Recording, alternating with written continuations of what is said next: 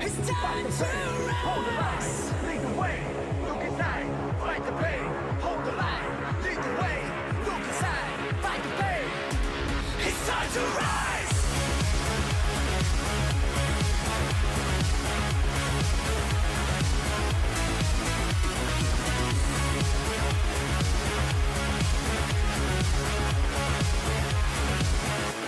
It's time to rise.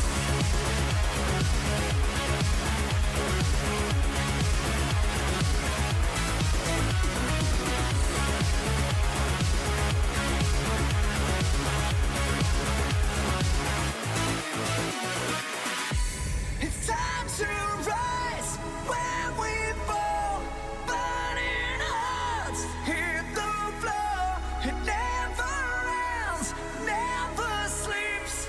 Words are weapons taken to the streets. It's time to rise.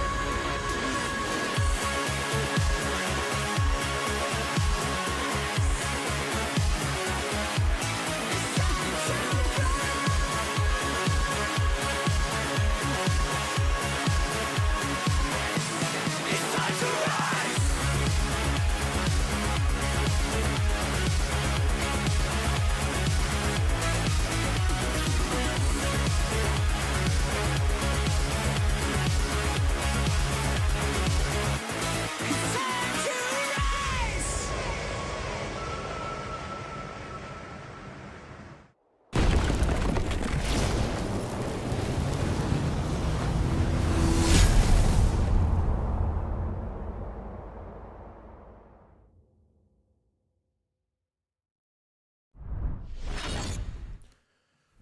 It was, WrestleMania 31 is something that I have thought a lot about, because when we had Saturday night's main event last month and Seth Rollins had his match with LA Knight, I wasn't convinced, when people started talking about, what was going on, and we had John Pollock and people saying he was told 2 days before Saturday night's main event that there's going to be some sort of injury angle with Seth Rollins.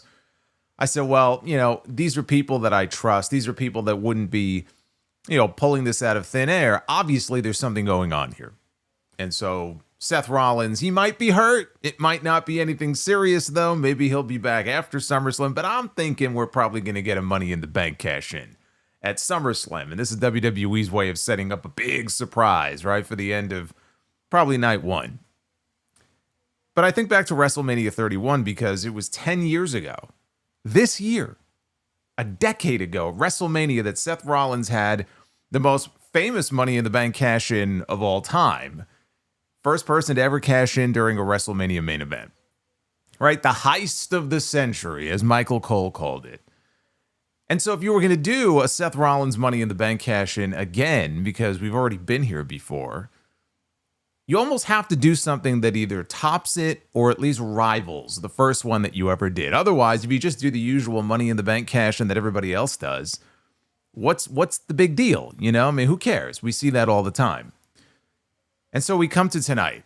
CM Punk challenging Gunther for the World Heavyweight Championship. These guys went out there for 30 minutes, and it definitely dragged at points. Did it have to go 30 minutes? It did not need to go 30 minutes. There were parts of the match where it did feel like, all right, we're kind of dragging along here. But seeing what they did at the end of the show tonight, it was, looking back on it now, it's pretty clear why they did what they did, because they wanted CM Punk to go through the ringer in that main event. And they wanted him to look exhausted, like he was about to drop dead in the middle of that ring. He was so tired. And he did. Well, he didn't drop dead, but but the match was over. He looked like he could just, pass out in the middle of the ring. He looked like he had been through a war. And so did Gunther, because Gunther, he went the way of the blade, and he was wearing the crimson mask by the time this match was over.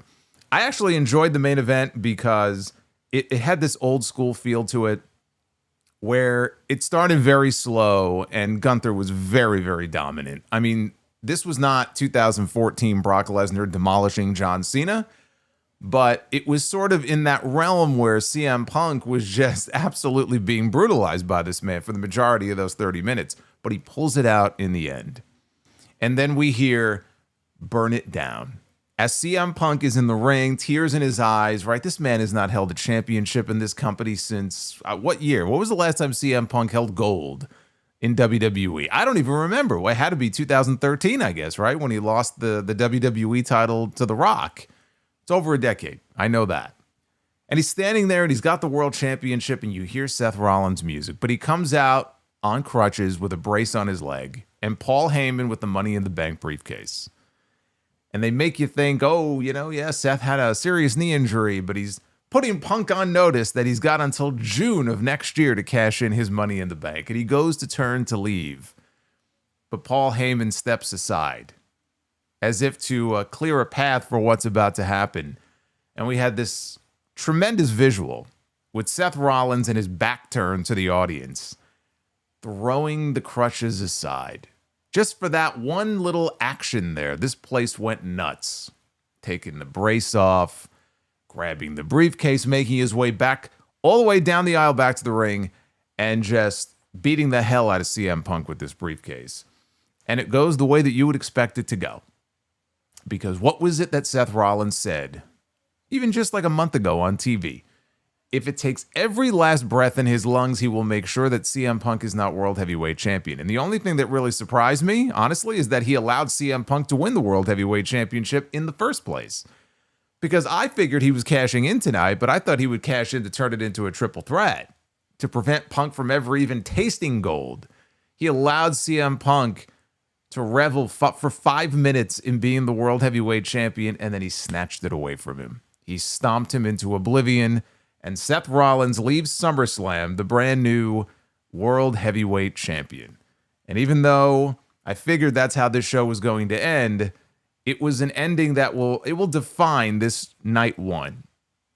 When you really look back at this night one, the one defining moment of this show, unless you're a big CM Punk fan, you might say him winning the title, but it's going to be that Money in the Bank cash in. They were looking for that one shocking moment to close out night one and to bring us into night two. And as we saw with WrestleMania earlier this year, it ends with Seth Rollins standing tall over CM Punk. Now, at WrestleMania, he stood tall over Roman Reigns as well. Where the hell was Roman Reigns? You would think Roman would want his revenge on Paul Heyman and Seth Rollins. We know he was in the building. He was in the opening match. Maybe Roman hit the showers and he got the hell out of there. There was no Roman Reigns to come out to save the day. Evidently, he doesn't care too much anymore about Seth Rollins. But yes, Seth Rollins is the brand new World Heavyweight Champion. I mentioned Roman Reigns. He was on this show teaming with Jey Uso against Bron Breakker and Bronson Reed. They actually opened the show with that match, getting a measure of revenge on Heyman's crew for Bronson Reed stealing his sneakers on Raw Monday night. Although he did not take the sneakers back. That was a little odd to me. You would think he would take them back. There was another tag match on this show. The celebrity tag match involving Jelly Roll. In his very first WWE match, we got to see something tonight that we don't get to see very often when we see these celebrities wrestling. Whether it's Bad Bunny, I mean, you can go all the way back to Mr. T in the WrestleMania 1 main event. Lawrence Taylor, WrestleMania 11. Bad Bunny, right? I think his first match was WrestleMania 37, though. That was a tag match, and him and Damian Priest, and they won. And then they wrestled each other, and he won. Point is, most of these celebrity matches, the celebrity usually wins. Not the case tonight. Jelly Roll takes the losing fall to the other celebrity, I guess, Logan Paul, in their tag match, which that was the sports entertainment match of the night. But it worked. In front of this crowd, it actually worked, what they did in that match. And Karrion Kross, also on this show, one-on-one against Sami Zayn, in what felt to me like maybe the end of Karrion Kross in WWE. It certainly came across to me that way when I was watching this show. As far as night one is concerned, heading into the main event tonight, I would have had this show as a C+, maybe a B-. With the main event and the big finale and what they did with the cash in there at the end, and again, it got over huge. It bumped it up to a solid B. I would go as high as B. I would not go higher than that. But if I'm feeling generous, I might go B or B-. That was how I looked at night one of SummerSlam. It was not a great show. I was entertained by most of the matches. Some of the matches didn't do anything for me. But I was entertained enough that I'm willing to go as high as a B. And hopefully that's a table setter for what will be an A show tomorrow night, because we have night 2. First time ever we have 2 nights of SummerSlam. And tomorrow is really the kind of the night of gimmick matches, because almost every single match on the card tomorrow night has some kind of stipulation attached to it, including the main event with John Cena and Cody Rhodes, which had an interesting little wrinkle thrown into it on SmackDown Friday night. I will talk about that on the podcast tomorrow. For tonight, this is your SummerSlam 2025 review. It is Saturday night, August 2nd, 2025. I am the Solomonster. It's kind of nice to, be talking about a pay-per-view and it's only 10 o'clock at night. I like that. I like the fact that it's not too late. I can get used to that. Actually, we got a couple of pay-per-views coming up at the end of this month, one from AEW and one from WWE that are going to be airing much earlier in the day, internationally. If you are new here, welcome to the channel. I hope you enjoy your stay. Do me a favor, hit that subscribe button. That way you can turn the notifications bell on. Anytime I go live or there's new content posted, you will be alerted. So go ahead and do that. Hit the like button on this video as well. And super chats are open. You will see in the live chat, and also shortly popping up on screen, there'll be special super chat messages from you guys. There are special donation amounts that will trigger on screen that are in the description down below. And I will be reading all of your messages a little bit later on here on this stream. There you go. It's a direction you can fuck. And for anybody who doesn't want to, The Rock just told you where you can go. That's the direction you can go. See, Jeremy knows. Jeremy knows the drill. And yeah, so the start time tonight was 6 p.m. Eastern. It is the same. It is the same for tomorrow. So just be aware of that. 6 o'clock Eastern, a little bit earlier than they usually start. Now, they were at MetLife Stadium, which hosted 2 WrestleManias before. WrestleMania 29, I was there. WrestleMania 35, that was the last WrestleMania I ever went to. Tonight, they were back at MetLife, a crowd that they announced at 53,161 fans. Do you think they're not going to do 2-night SummerSlams from now on? They're going to put over 100,000 people in that building between 2 nights. And that's with the ticket prices that they charge. So I would call this experiment for them a success. They've already committed to a 2-night one in Minneapolis next year, so that's guaranteed. But I think going forward, this is going to be the norm from now on. The opening video package was narrated by Drewski, who is a comedian and an influencer who spent more time on the pre-show talking about his own shit than he did SummerSlam. So he was the one narrating and featured in the opening video package, but he was not the host of SummerSlam. The host of SummerSlam was somebody you may know, Cardi B. Cardi B, who honestly, they weren't really promoting her much over the last couple of weeks, to the point where I thought maybe plans had changed and maybe she wasn't hosting SummerSlam. But nope, she was there, and so she opened the show, came down to the ring. She had this long black feathered dress on that she was wearing. Only about half a dozen animals were killed to make it, I'm sure.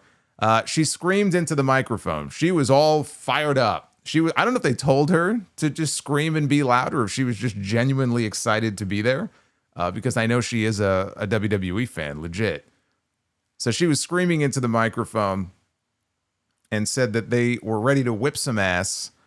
Then she mentioned the names of some of the people on the card to kind of take the temperature of the fans in the audience.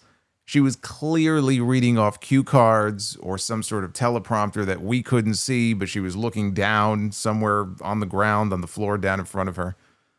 And that was it.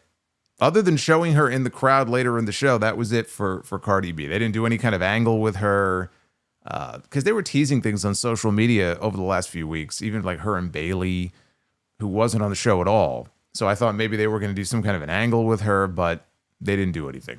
But then it was time to kick things off proper. Our first match of the night was a tag team match. It was Roman Reigns jerking the curtain here at SummerSlam, teaming with Jey Uso, taking on Bron Breakker and Bronson Reed.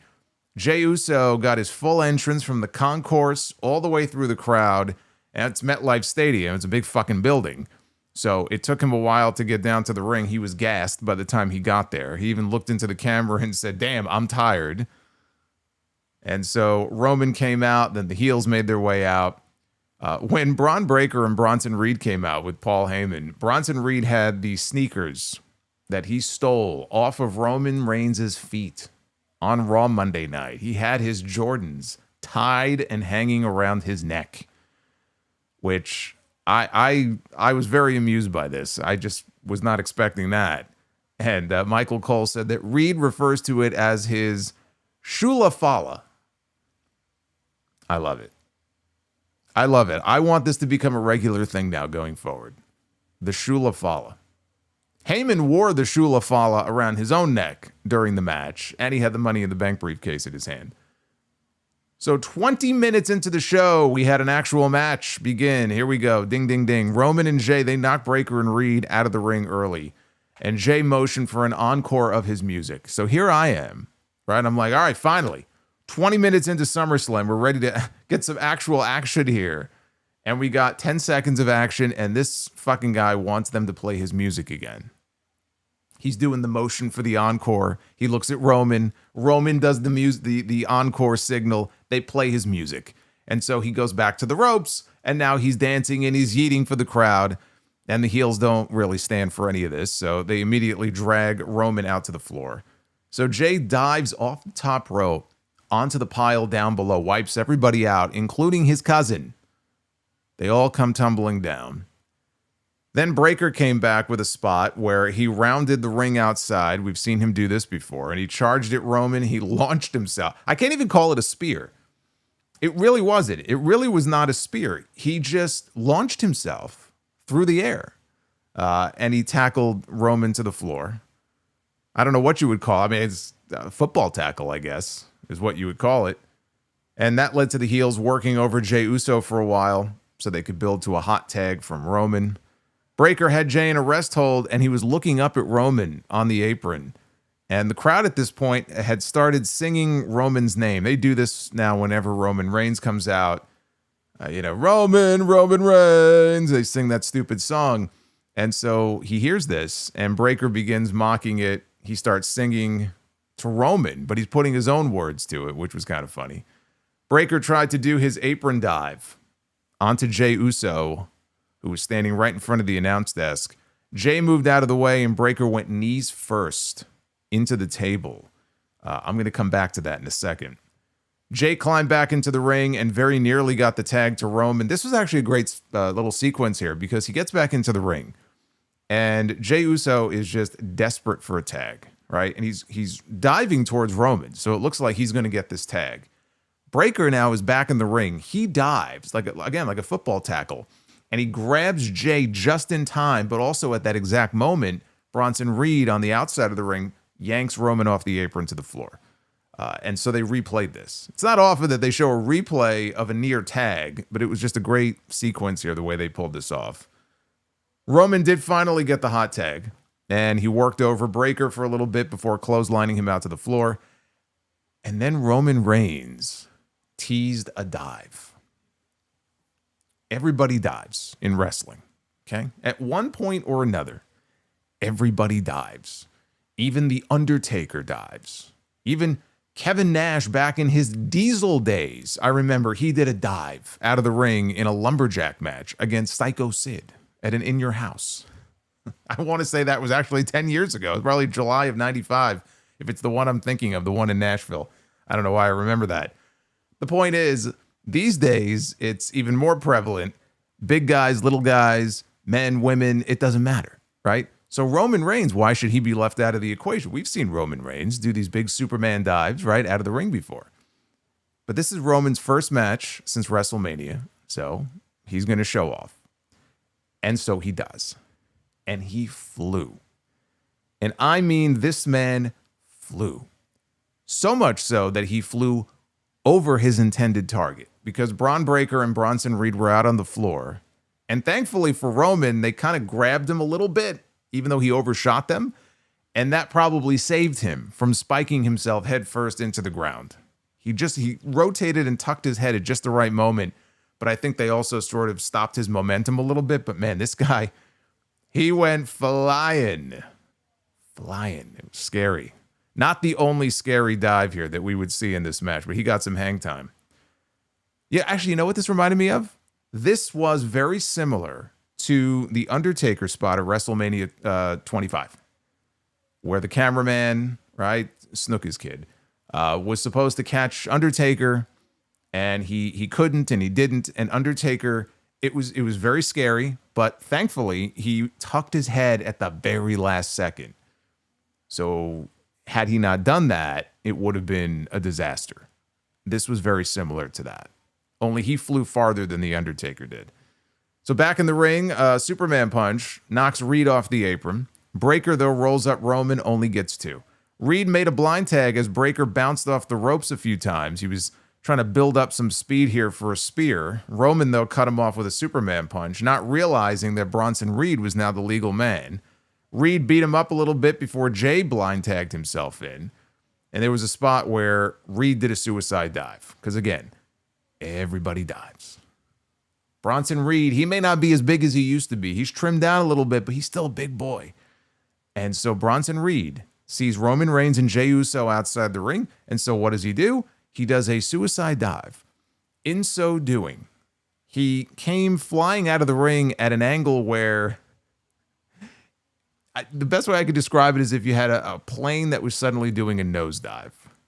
And he was this close from torpedoing himself headfirst right into the floor. Narrowly avoided disaster there, like a lawn dart. So he ate the floor. That's 2 scares, by the way, in this opening match. This is only the first match of the weekend. Back in the ring, we got the old Steiner Brothers spot where Reed got Jey Uso on his shoulders. Breaker came off the top with the Rick Steiner Bulldog. He covered Jey. Jey kicked out. Roman and Jey, they ended up outside. Braun Breaker went outside. He tried to spear both men, and he ate a Superman punch. And then Roman Reigns speared Braun Breaker through the barricade and into the crowd. Reed grabbed Jey Uso. He threw him back into the ring, and he screamed for the tsunami.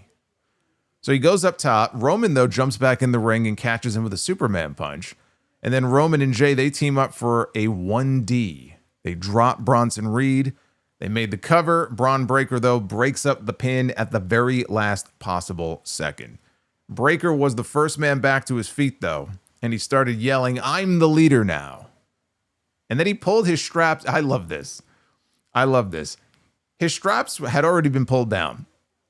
He pulls he's all fired up. He pulls the straps back up just so he could pull them back down again. And it got a big pop. The Kurt Angle spot. Kurt Angle used to do that all the time. So I love that, and so did the crowd. So he was targeting Jey. He was waiting for him to rise. But Roman Reigns shoved his cousin out of harm's way, and he took the bullet for him. He sacrificed himself for Jey Uso.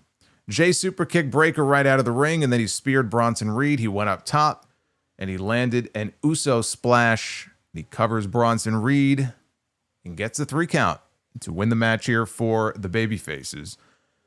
This was a great opener. Bit of an anticlimactic finish, I thought. But if the babyfaces were going to win, better for Jey to get the win. He's full-time. Roman is not. Jey is still super over. He may not be World Heavyweight Champion anymore. I have no interest in seeing him be World Heavyweight Champion anymore. But you got to give him something.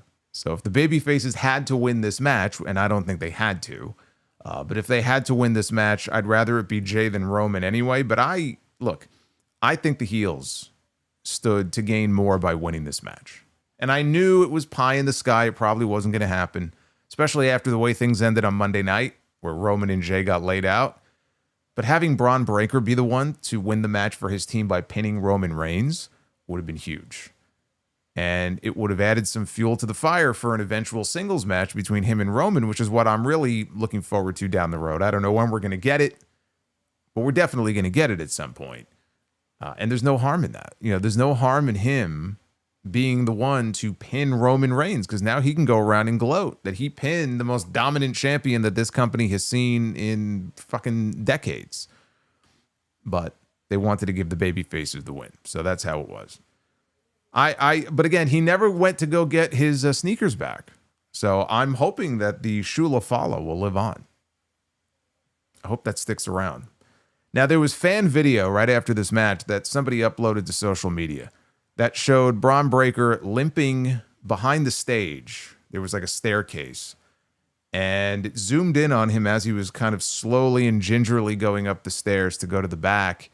And he was definitely limping and unable to put much weight on his leg. And he put his arm over the doctor, trainer, whoever it was, and he had to be helped to the back. And so that didn't look good. I'm assuming what happened is, I want to take you back to that spot that I mentioned. Midway through the match, there was a spot where Bron Breakker does this thing where he'll do this dive, this leap off the ring apron, and he'll tackle his opponent, and they'll both go careening over the announce desk.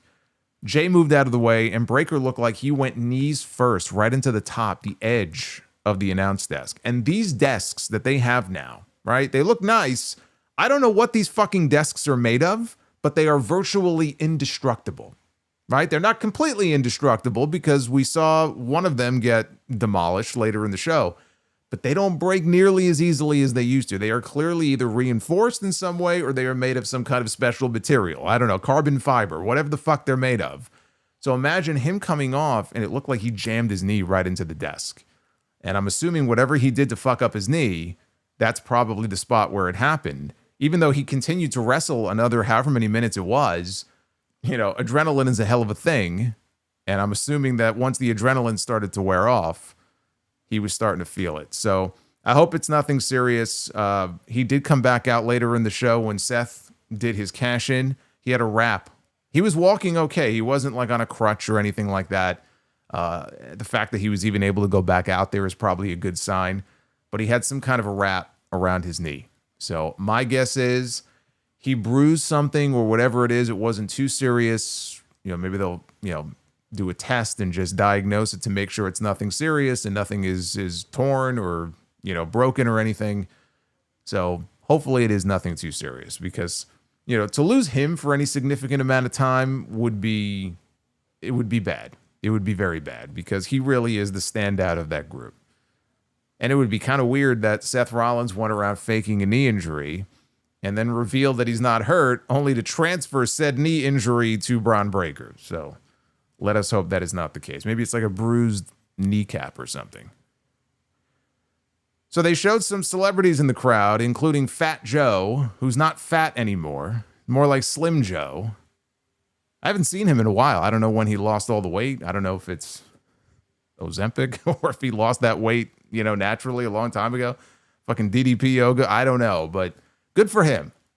Good for him. But to call him Fat Joe now, it just doesn't seem right. We had Charlotte Flair and Alexa Bliss challenging for the Women's Tag Team Championships against Raquel Rodriguez and Roxanne Perez, representing the Judgment Day. The heels got the heat on Charlotte early. Bliss made a hot tag and went for Sister Abigail. Roxanne, though, raked the eyes. Perez missed a springboard moonsault, and Rodriguez tagged herself in. Alexa dropped Roxanne, with a DDT, and she went for Twisted Bliss, even though Perez was not the legal woman. Perez got her knees up. Bliss missed anyway, though. She basically landed on her feet, Roxanne's feet. And none of it mattered. Perez was not legal, so Rodriguez blasted her with a clothesline. Charlotte got a hot tag of her own. And she did her best to fire up the crowd, which was pretty quiet, honestly, for a good chunk of this match, at least the first half. She hit both heels with a flying crossbody. She placed Raquel and Roxanne right next to each other and then hit a moonsault off the top onto both women before covering Raquel for 2. Charlotte tried to put her in a figure 8. Perez, though, hit her with a springboard moonsault. Bliss jumped in, tried to deck Raquel, but she moved out of the way, and Bliss clobbered Charlotte by mistake. So now I'm seeing this, and I'm thinking, uh-oh. Maybe they're not going to win, and they are going to go into a Charlotte-Alexa feud, but then in the end, after that plays itself out, they'll sort of reunite, and they're really going to kind of drag this out before they give us the payoff, with them winning the tag team titles. But thankfully, that was not the case. But she did deck her by accident. The heels got rid of Bliss before Rodriguez hit Charlotte with the Tejana Bomb, and Roxanne followed with Pop Rocks. Bliss barely made it back in time to break up the cover. Bliss set up Perez for Sister Abigail, and Charlotte is in the corner, and she is looking at her tag team partner, and she is looking at her with evil eyes as if she is going to boot this woman in the face as revenge for what just happened to her. But it was just a tease because she comes in with the boot, but she boots Raquel when Raquel was trying to break up the Sister Abigail attempt. Charlotte boots Raquel and not Alexa. And then Bliss dropped Roxanne with her sister Abigail DDT and pinned her to win the women's tag team titles. Charlotte embraced Alexa when the match was over, but sort of hesitated at first and then awkwardly embraced her. She didn't want to show that they're friends now. She's not totally sold on this idea that they're friends, even though they are. So this started slow. The crowd was a lot more quiet for this than I thought they would be. But they won the crowd over near the end of it. Those last few minutes turned into a fun little match. And that's the right outcome. That is the right outcome. It was the right time to do a title change on a big show like this at SummerSlam. Could they have delayed it until the end of the month and maybe did it in Paris? Sure, you could have done that and, gotten another 4 weeks or so out of it, I guess. But they could have done it at Evolution and they didn't. And I'm glad they didn't. I figure hold it off until SummerSlam at least. So this was the right time, big show like this. And it's the best thing that Charlotte has been a part of and that she's done creatively in many, many years. Like, I'm enjoying this pairing. I think there's even more they could do. I want them to do more. I want to see vignettes with the two of them. Now that they've won the tag team titles. Remember, was it last week on TV? I think it was, or maybe it was last night. Wooing! They were having some wooings, but it might have been last night. But Charlotte said, let's win the tag team titles first, and then we'll talk about being friends. Well, they just won the tag team titles. So now I'd like to see them doing more friendship type stuff in different vignettes, like The Odd Couple. I'm entertained by the pairing, and I just think it's done wonders for, as a television character, it's done wonders for Charlotte Flair. So this was the right result. Then we had Sami Zayn, and this is debatable if it was the right result. But it was Sami Zayn against Karrion Kross. If Kross wins, Sami would have to admit that Kross told the truth and he was right about him having a dark side. And if Sami Zayn won, then Kross would have to admit that he was wrong about Sami. So those were the stipulations that were laid out in advance of this match. Zayn set up for an early Arabian press. Kross, though, pulled him to the floor. Sami hit a moonsault off the barricade instead and then threw Kross back inside. Kross, though, hit a Death Valley driver for a 2 count. About 5 minutes into this, Zayn ducked out of or kicked out of a Saito suplex. And so Kross now is getting desperate. And he turns to Scarlett on the outside.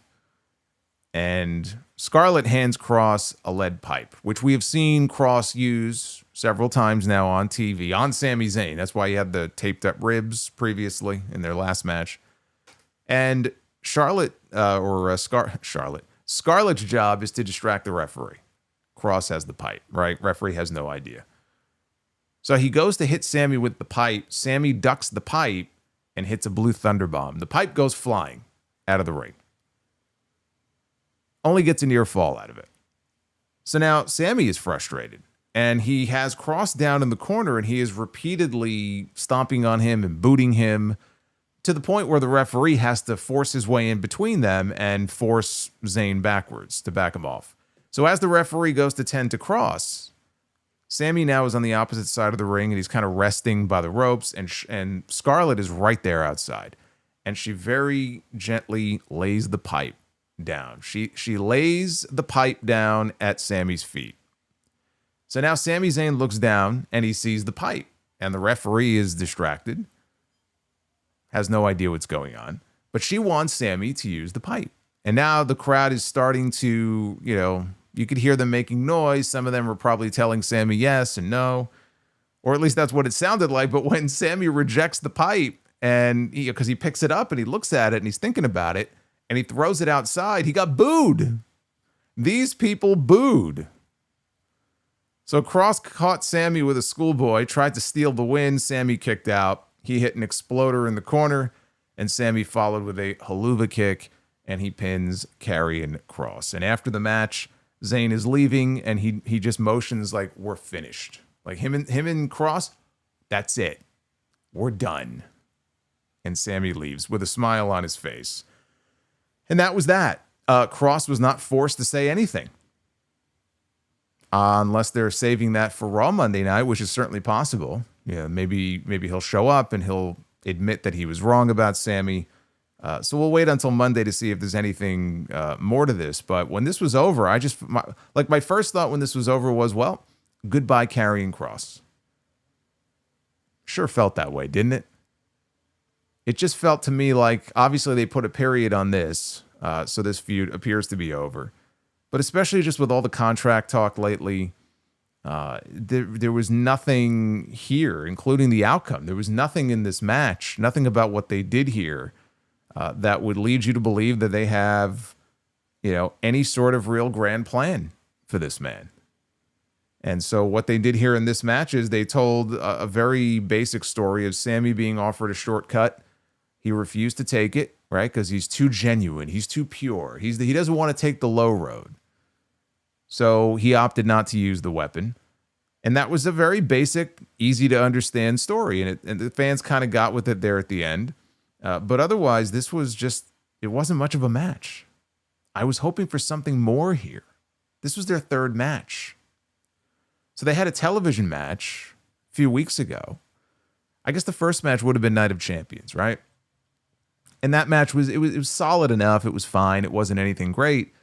The television match was boring because most of it was Sami selling the injured ribs, and it just made for a very boring match. So I said, okay, now these guys are going to be in front of 50,000 people. It's SummerSlam. They got on the card. This is probably the payoff here. I hope they can go out there and have the best match of the series that they've had. And they had what was just another, kind of okay, decent match. I don't think it helped Kross's case if people were looking for something a little more dynamic out of this, because this was just as basic as it gets. And, look, I hope they can reach some kind of deal if they haven't already, and he really does have a contract that's about to run out. I still think there are things that you can do with him and Scarlett, but if the point of this program was to see what they might be able to get out of Karrion Kross, and I'm just trying to look at it from like the WWE perspective, I don't know. Outside of the character work is solid enough, but outside of that, as far as anything we've seen in the ring the last few times that they've wrestled, I mean, they're just, there hasn't been much there. I mean, you look at some of the best Sami Zayn matches of the entire year that he's been a part of. These certainly have not been on that list. So I don't know what the status is of his contract. I don't know what, Triple H is thinking as far as Kross and his future is concerned. But when this was over, I just felt like, well, outside of maybe one last shot on Monday night, I don't know that we're going to be seeing Kross again in WWE. I don't know. It's a big question mark right now. That remains to be seen. Now, after this, they pitched it to Michael Cole, who narrated a slideshow of photos, again paying tribute to the late Hulk Hogan, who passed away back on July 24th. He mentioned that Hogan had an undefeated record at SummerSlam. Wow, what a surprise. Shouldn't have won that last match. That last match against Randy Orton in 2006, where he had a legitimate knee injury and can barely fucking move. There was no reason for him to win that match, but good for him. He was undefeated at SummerSlam. And certainly part of my earliest SummerSlam memories were those tag matches he had in 88 and 89, or the big return in 90 when he wrestled Earthquake. So after that, they showed his son Nick and his wife who were in the crowd, and they showed various fans in the crowd, including little kids who were dressed up as Hulk Hogan. Then they plugged Triple Mania. What a wild few minutes this was. We go from paying tribute to Hulk Hogan, who is no longer with us, to WWE promoting Triple Mania. This has been a very weird year.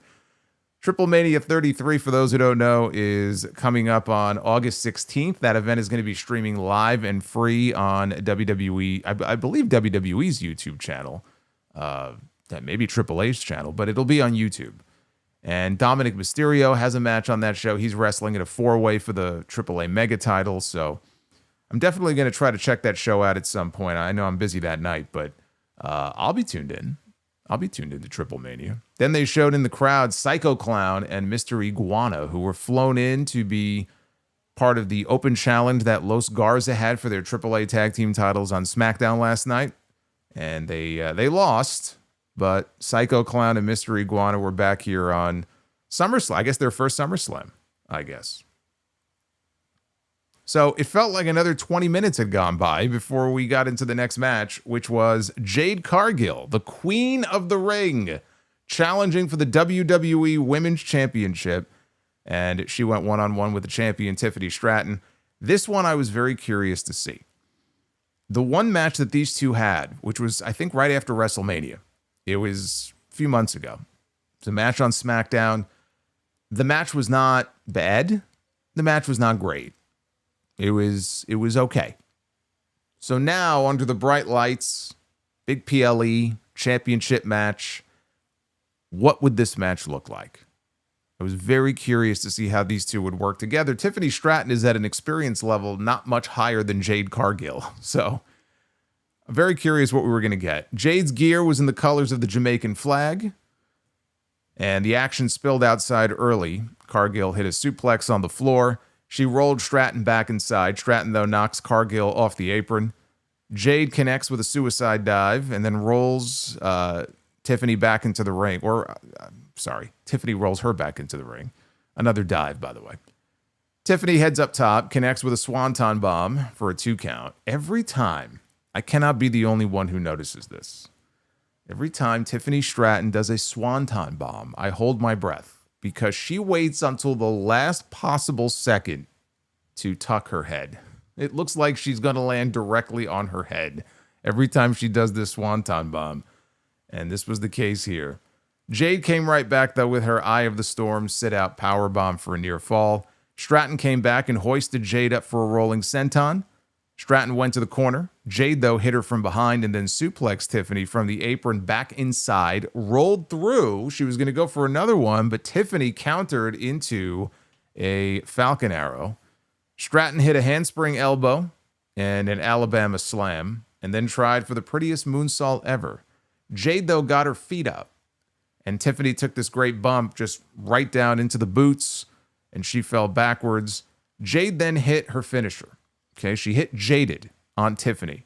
And it seemed like she was just moments away from winning this championship, except for the fact that she was clearly too close to the ropes.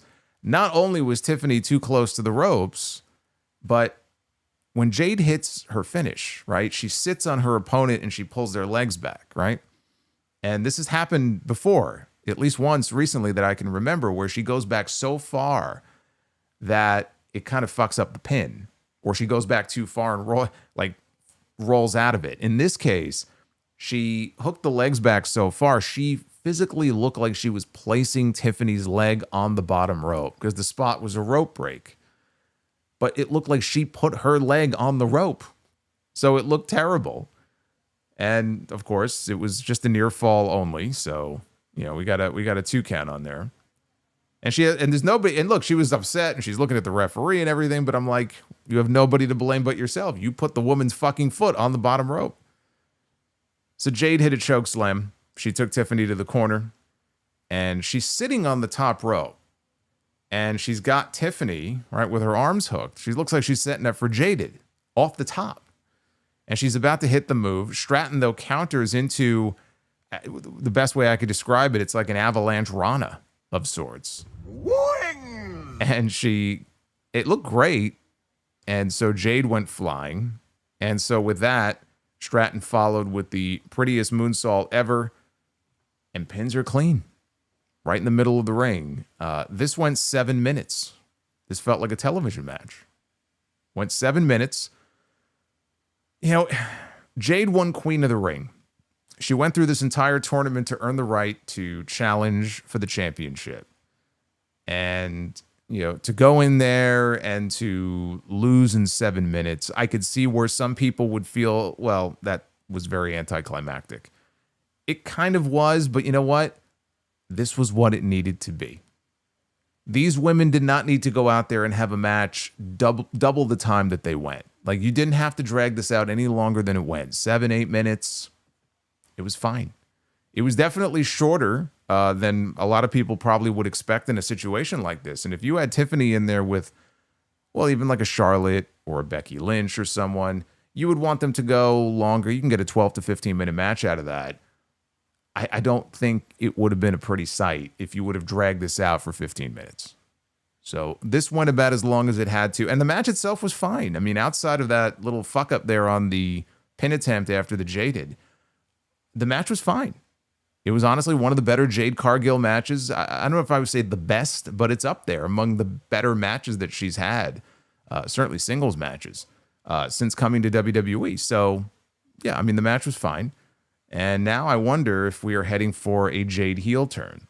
Now that she lost, right? She went to SummerSlam. She had her shot. She couldn't get the job done. Are we done with Jade and Tiffany? Do we see Jade turn heel and attack Tiffany Stratton on Friday? Does Bianca Belair get inserted into this? Because I just saw a report the other day that she might be about to be cleared from the broken fingers. She had told CBS Sports a couple of weeks ago that the holdup was one of her broken fingers that she broke at the joint was still straight. She couldn't bend it. And you can't get medically cleared. You can't wrestle with a straight finger because it'll just re-break. She was hoping to avoid surgery and that it would just come back on its own. Now I'm seeing reports that she could be cleared to be back as soon as this upcoming week. If that's the case, does she get inserted into this in some way? Are we going to see something with her and Jade? That's the question. But to me, this feels like a Jade heel turn is coming. It feels like a Jade heel turn is the right move to make if anybody's going to go heel. I mean, look, as much as I'd love to see Bianca go heel, and as much as Tiffany Stratton still goes out there and acts like a heel, I would like to see Jade Cargill, try things out as a heel like she was in AEW. It's not like she's never been heel before. But I just feel like now at this point, especially that she went in there and lost, it's probably the best move for her, honestly. And it'll put her in a position to work with people like Bianca and Tiffany if she needs baby faces to go up against. So to me, it just makes sense. Then it was time for the big celebrity tag team match. I am the But first. Shut the fuck up. But first. Fuck that tree. Fuck that tree indeed. Thank you, brother. That was our friend Dried Chicken with the $12 learning tree. Jade and Nia mega heel team. Jade and Nia was penciled in to be a match at WrestleMania 41 this year. For those of you who watched WWE Unreal. I think we got the better match. But it was time for the celebrity tag team match. Randy Orton and Jelly Roll. Yes, Jelly Roll. What did I say? Jelly Roll. Against Drew. I'm very hungry. Against Drew McIntyre and Logan Paul. So the heels come out first. They each get their own entrances. Jelly Roll comes out to what I'm going to assume was his song. It was some country song. And he starts to sing the lyrics to Randy Orton's song, and that leads into Randy Orton's actual song. And then he comes out, so that's what they did for the entrances. Logan took a cheap shot at Jelly before the bell even rang, and Orton went after him. Logan bailed out of the ring, and Orton had to be restrained by the referee. So as soon as the bell rang, Jelly Roll blind tagged himself in since Randy was going to start. And Jelly is pleading his case. He goes, let me start. I want to get my hands on this guy. Let me start. Let me do this, right? Because there was an angle they did. Was it at the PC or some warehouse, whatever? I kind of skimmed SmackDown after I came back from the House of Glory show last night. I wanted to see the John Cena, Cody Rhodes stuff and some of the other stuff. But I know that the heels attacked Jelly Roll. They went to where he was while he was training and they beat him down. So he wants revenge, right? He's telling Randy, let me go. Let me go. So Orton's like, okay. And so we get Jelly Roll and we got Logan Paul to start the match here. Jelly hits a back elbow and then a shoulder tackle. These are the same spots that he did a couple of weeks ago on TV where all he had to do was stand there. It was the easiest thing in the world. Logan Paul will bump off of him. All Jelly Roll has to do is pretty much just be stationary. And so that's what they did here. Not a Jelly Roll song? You mean Jelly Roll, the artist, came out to a song that wasn't his? I mean, if I came out there, I would want to come out to my own music. It was Toby Keith. Okay. I like Toby Keith. All right. I guess he's a Toby Keith fan. I thought it was Jelly Roll. So Logan tried to lift Jelly for a slam. This was like Hogan Andre here. He was going to pick him up, and he couldn't do it because Jelly Roll was just too big. Now, Jelly Roll has lost a lot of weight. He used to weigh a lot more than he does now. I think didn't he lose like 200 pounds or something? But they said that he's basically 300 pounds still. But they said he weighed in before the show at 299 pounds. And they claim that he had not been under 300 pounds since the 6th grade, which is just wild. So good for him.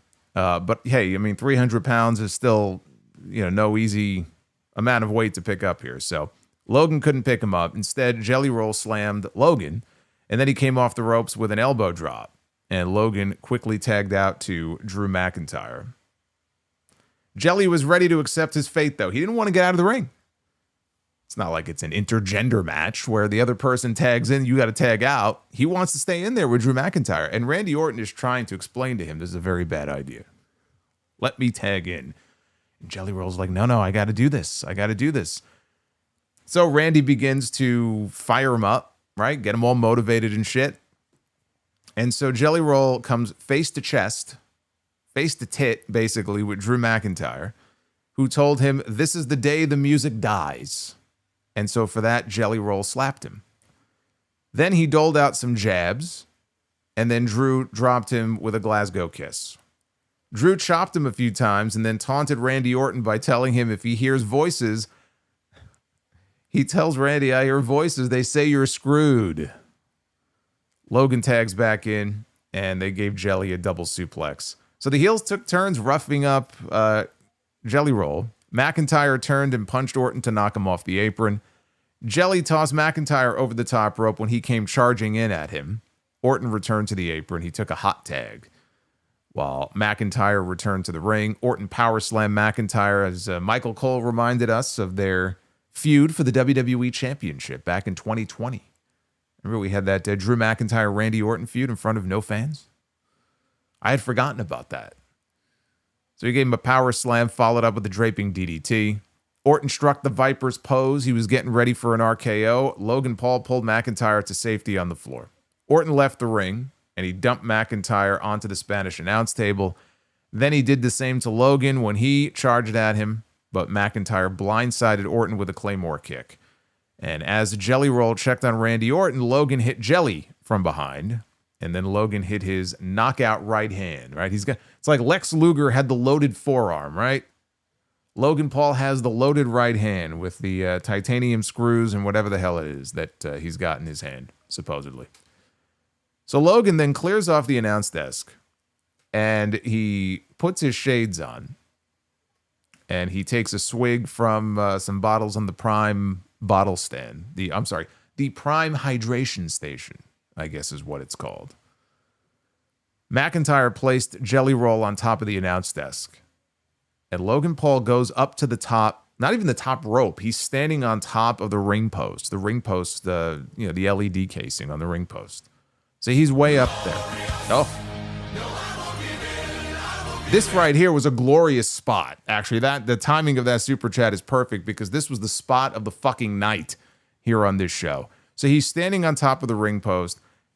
Shades are on. He's got 2 bottles of Prime. He's even now he's plugging his shit. You have to admire the hustle.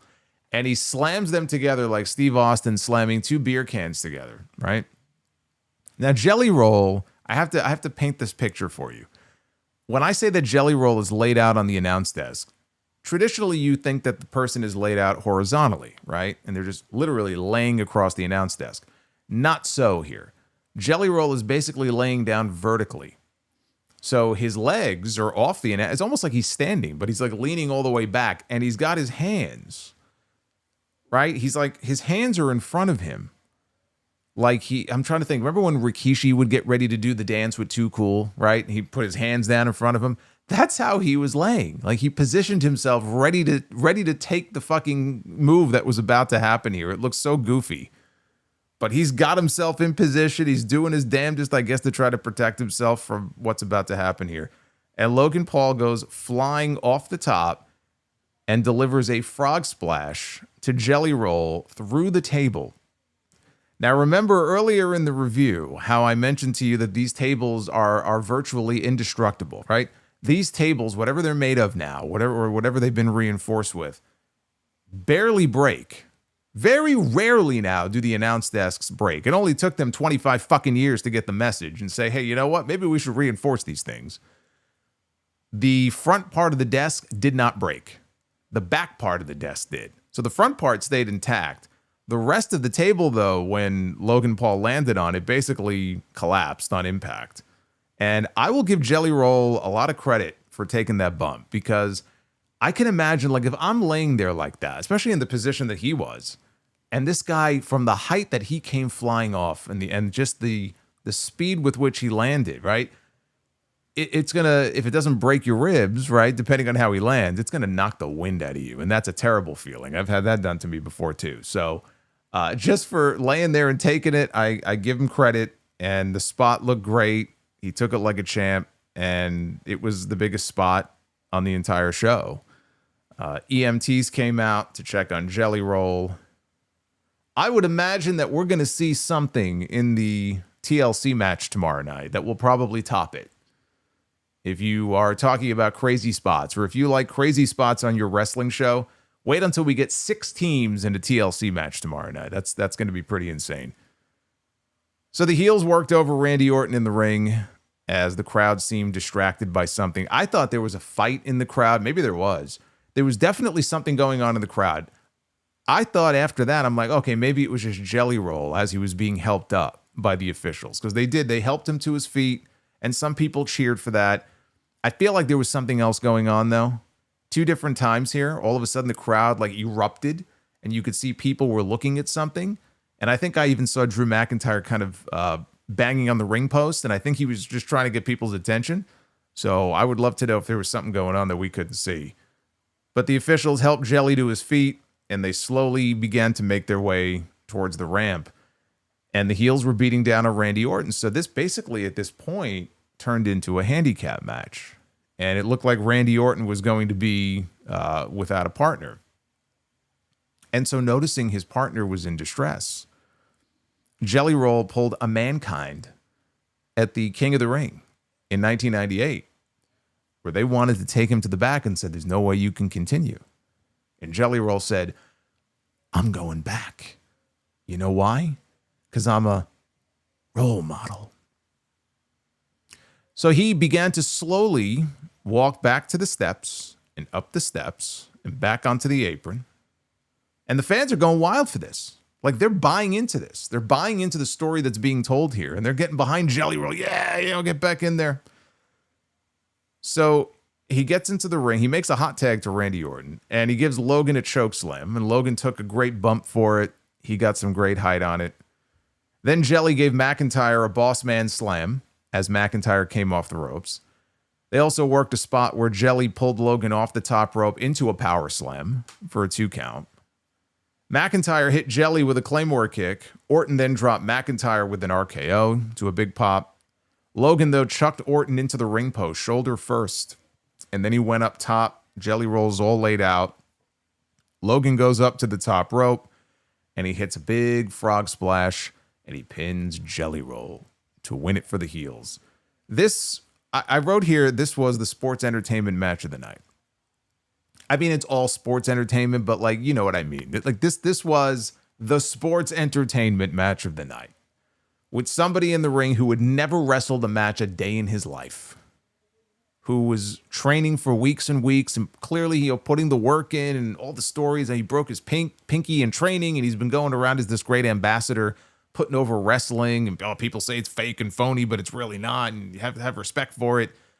And he's been promoting the hell out of the show and the thing on Jimmy Fallon a few weeks ago. Like, he's been putting the effort in to really try to turn this into something big and get as many people to tune in and to watch as possible.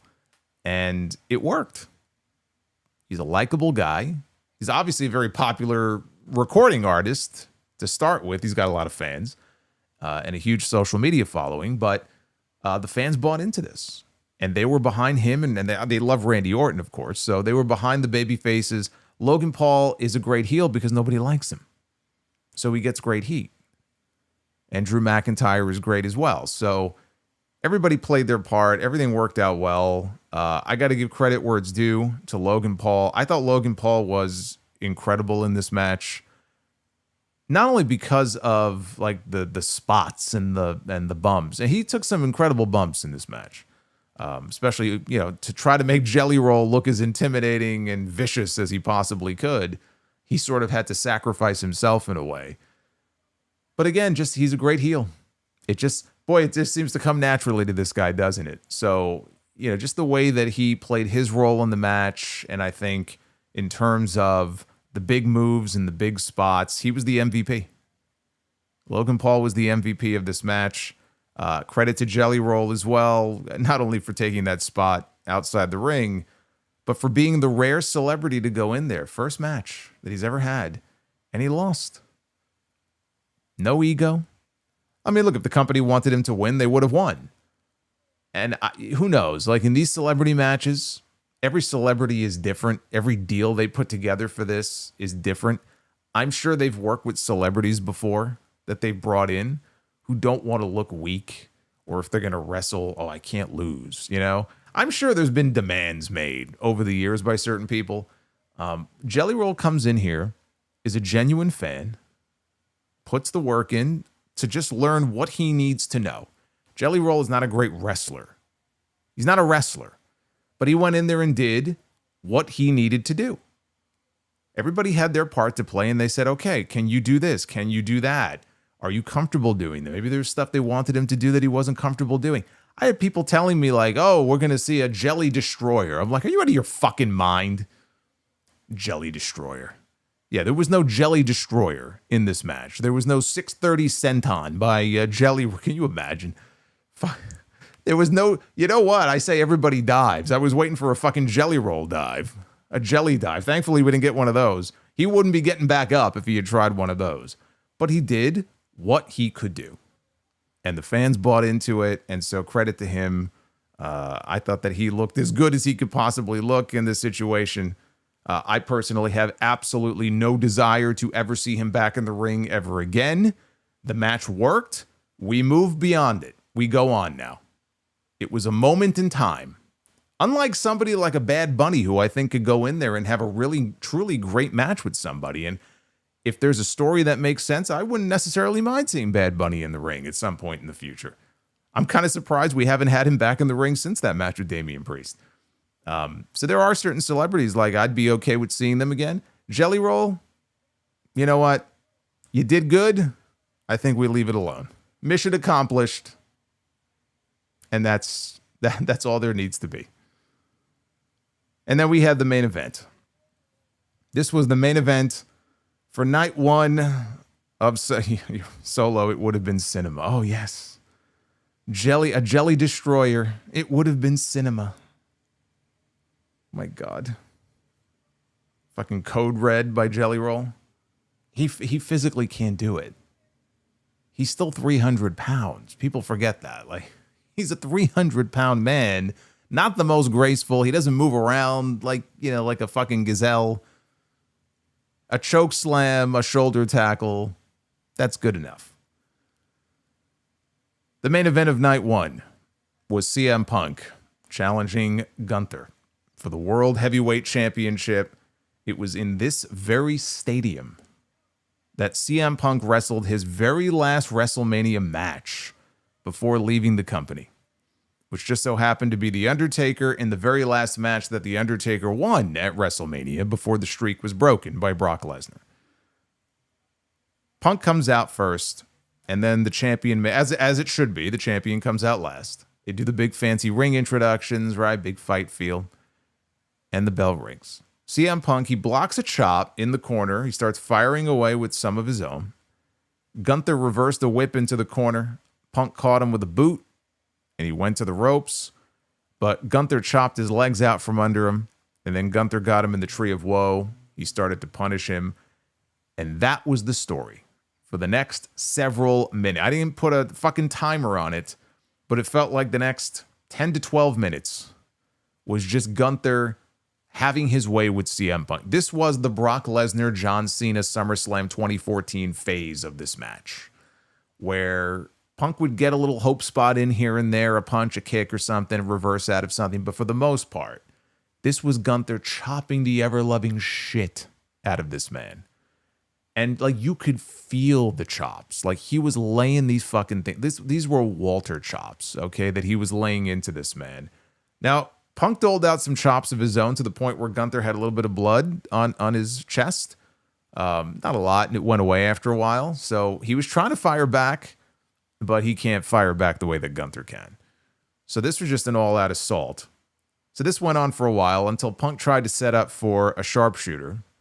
Gunther, though, kicked his way free, and then he applied one of his own, but Punk reversed out of it into his own sharpshooter, but Gunther reached the ropes to save the title. Punk finally started at this point to build some real momentum, and he caught him with a heel kick. He went for the corner knee into the running bulldog. He never even got the knee, because when he went to go for the knee, Gunther caught him, and then he powerbombed him coming out of the corner. Only got 2. Punk then went and got Gunther in a triangle. Not a very good one, because Gunther nearly countered out of it into a Boston Crab. Punk kicked his way free. So Gunther went for the sleeper. Punk was ready for it, though. He had a side Russian leg sweep.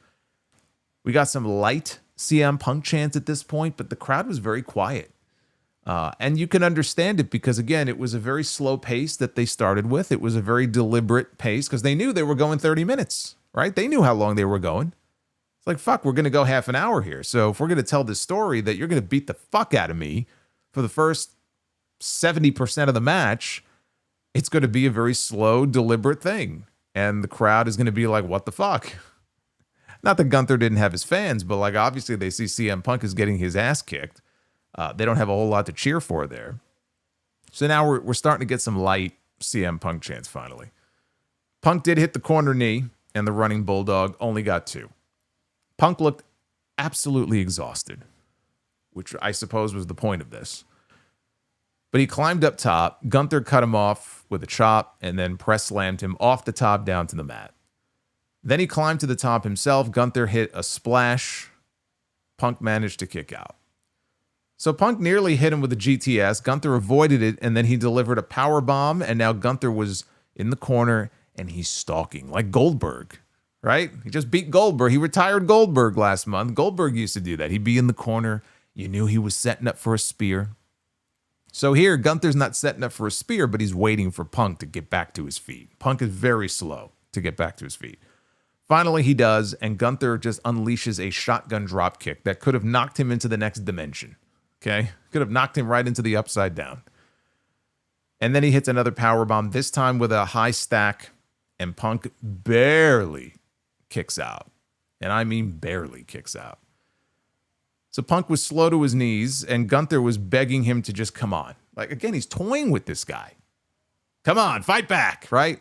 And Punk's on his knees, and he's chopping this man from his knees. So then he lays Punk across the top rope flat, and he climbs up, and Gunther does this spot where he'll climb up with the guy and then place his boot right on his throat and just push down, right? So he's doing that to Punk and just having his way with him. Punk falls out of the ring to the floor. So Gunther goes out after him. He picks Punk up in a back suplex position. I love this. He picks Punk up in a back suplex position and literally throws him into the the LED ring post casing. And he just tosses him into it. So at this point, he goes over to the podium outside because every championship match these days, they take the title and they put them on this podium outside. And Gunther walks over to his world heavyweight title, looks into the camera, he starts smiling, and he says, "I am the best in the world." Like, he looks like he's having a good time. He's enjoying himself. Gunther climbs up on top of one of the announced. It's not the English one. I don't know. What was that? I think it was the Spanish announce desk. Maybe French. I don't know. But he climbs up on top of the announce desk. He's standing on top. Punk comes over, though, and he sweeps his legs out from underneath him. and Gunther falls face first. His head smacks the lid, right? The top lid part of the table. And then Gunther falls to the floor. So that gave Punk some much needed separation. It also allowed them to put the camera on Punk for a while Gunther did a little bit of business where nobody could see underneath the announce desk. And when we see him next and he reemerges, he is wearing the proverbial crimson mask. Yes, Gunther is covered in blood. He is busted wide open, leaking blood. Gunther gets back in the ring. He's trying to wipe the blood away because he can't see. And Punk was like a shark tasting blood in the water. This is my chance, right? Now he's getting his second wind. He sees an opportunity here. And he starts teeing off on him. He heads up top for the Randy Savage elbow. Nails it. Now the crowd comes alive. Now it's time for the GTS. But Gunther slips out. He takes him down to the mat in the sleeper. This is how he beat Jey Uso. This is how he beat Bill Goldberg. Right? This is why protecting finishing moves is important. We don't see enough of that these days. So he's got him in the sleeper, and it's entirely believable that he could fucking win this match with this hold. So he's got him in it. Punk, though, works back to his feet, and he gets him up, and he hits the GTS. And Gunther does not go down. He staggers backwards, but he doesn't go down. So he picks him back up again, and he delivers another go-to-sleep. And this time, the big redwood falls down, and Punk covers him for the 1, 2, 3. 30 minutes into this match, we have a brand new World Heavyweight Champion. His name is CM Punk. Punk is in tears as the referee kneels down next to him, and he hands Punk the championship. It's been a while since we've seen Punk holding a variation of the big gold belt. I think he won that championship at, did he win it or retain it in 2009 against Jeff Hardy? I think he won it. So he's got a little bit of history with that title at SummerSlam. It's been a long time, and it's been quite some time since he's been a world champion in this company. So he's getting very emotional. He's clutching the title to his chest. Michael Cole says that Punk has proven that he is the best in the world. So Punk is looking around the stadium. They're showing replays of the various spots during the match, and I'm waiting. I'm waiting to see what's going to happen here, because I know in my heart of hearts that CM Punk is not leaving MetLife Stadium as the World Heavyweight Champion. It can't end like this. Something is going to happen. This man is about to get fucked, right? And not by AJ Lee. Something is about to happen here. And sure enough, all of a sudden we hear, "Burn it down." And here comes Seth Rollins and Paul Heyman. Paul Heyman has the Money in the Bank briefcase. Seth Rollins, though, is not walking out onto the stage. He is on crutches, and he has a giant brace on his knee. And Michael Cole on commentary, it was Michael Cole and Wade Barrett tonight. Michael Cole mentions that Seth has a very serious knee injury, and he's just out here to remind CM Punk that he's got the Money in the Bank briefcase, and he has a year. So he has until next June that he could cash this thing in. And they really want you to think like, oh, okay, he's not going to cash in right now. And I'm watching this and I'm like, if you're a fan in the stadium, if you're live at the show, you're not hearing the commentary, right? You hear the music hit and you see Seth Rollins come out, even though he's on crutches, right? Can you imagine the disappointment that they would send Seth Rollins out there? Like, what a fucking tease. Like, there's no way they're going to do that. He's out here for a reason. Something is going to happen. And Seth turns around and he's ready to leave and go to the back. He just wanted Punk to know. So he's leaving. Paul Heyman, he doesn't go with him, though. He's got the briefcase. Paul Heyman steps to the side and he looks back at Rollins, and Rollins stands there. He stops, right? He stands there. His back is turned, and he's got one crutch here and he's got one crutch here, and he throws the crutches aside. And the place explodes, right? Because they know what this means. And he turns around and he removes the brace from around his knee. Rollins takes the briefcase. He runs down to the ring. As he's running down to the ring, he passes Gunther. And referee, I think it's Jessica Carr. Referee is right there. He grabs the ref. Come on back into the ring. As soon as he gets into the ring, Punk knows what's coming, right? Punk goes after him, but Rollins immediately starts to overwhelm him, and he is just hitting him in the head hard, repeatedly with the briefcase, and then in the back, and Punk is trying to cover up, and he is beating this man down with this briefcase. So then he goes over to the referee and says, I'm cashing in my contract. And they announce that Seth Rollins is cashing in his money in the bank. Of course, it's not official until you hear the bell ring. The bell rings, and Rollins immediately delivers a stomp to CM Punk, who just wrestled this 30-minute war where he got slaughtered for most of it against this man. All it takes is one stomp. Rollins covers him, and the referee counts 3. And just like that, we have, yet again, for the second time tonight, we have a brand new World Heavyweight Champion, and his name is Seth Rollins. CM Punk got to hold the World Championship for all of 5 minutes. Very much like Drew McIntyre at WrestleMania last year, who got fucked out of that title by who? CM Punk.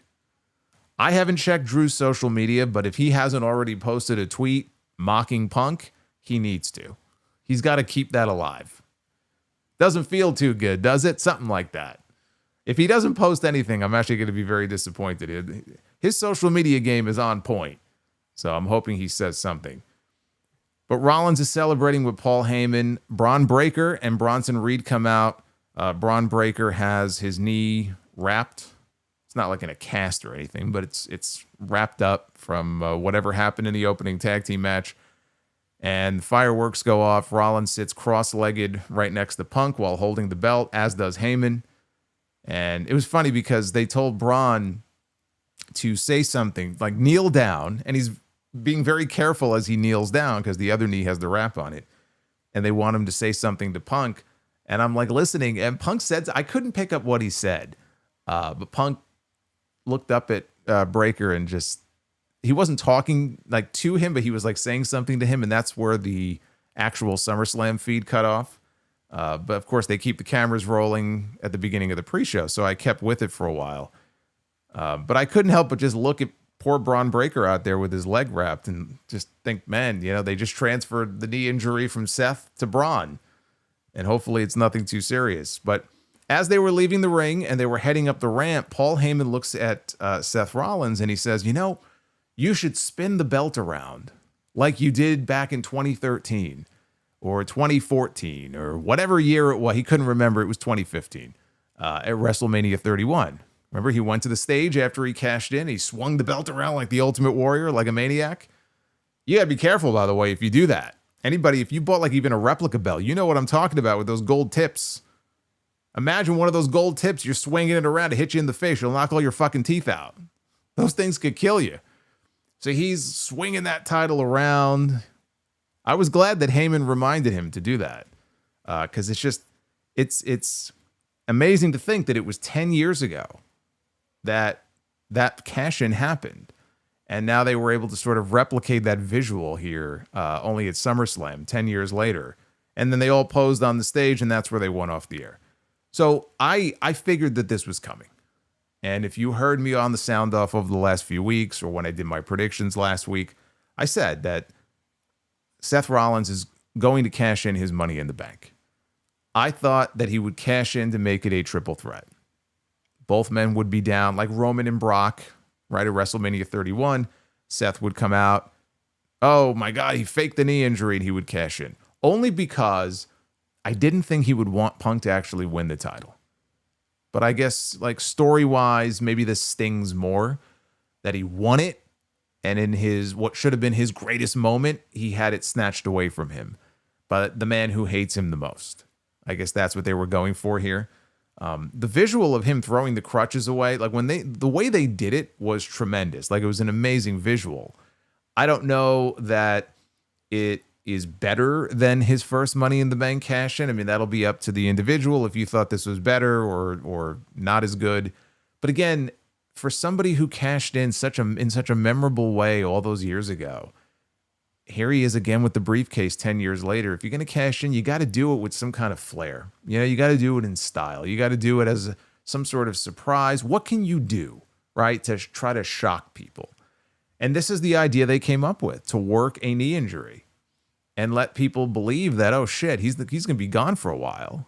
And then when you least expect it, now we all expected it because we've been talking about it for weeks, but there were a lot of people in that crowd tonight, and people with families who had no idea.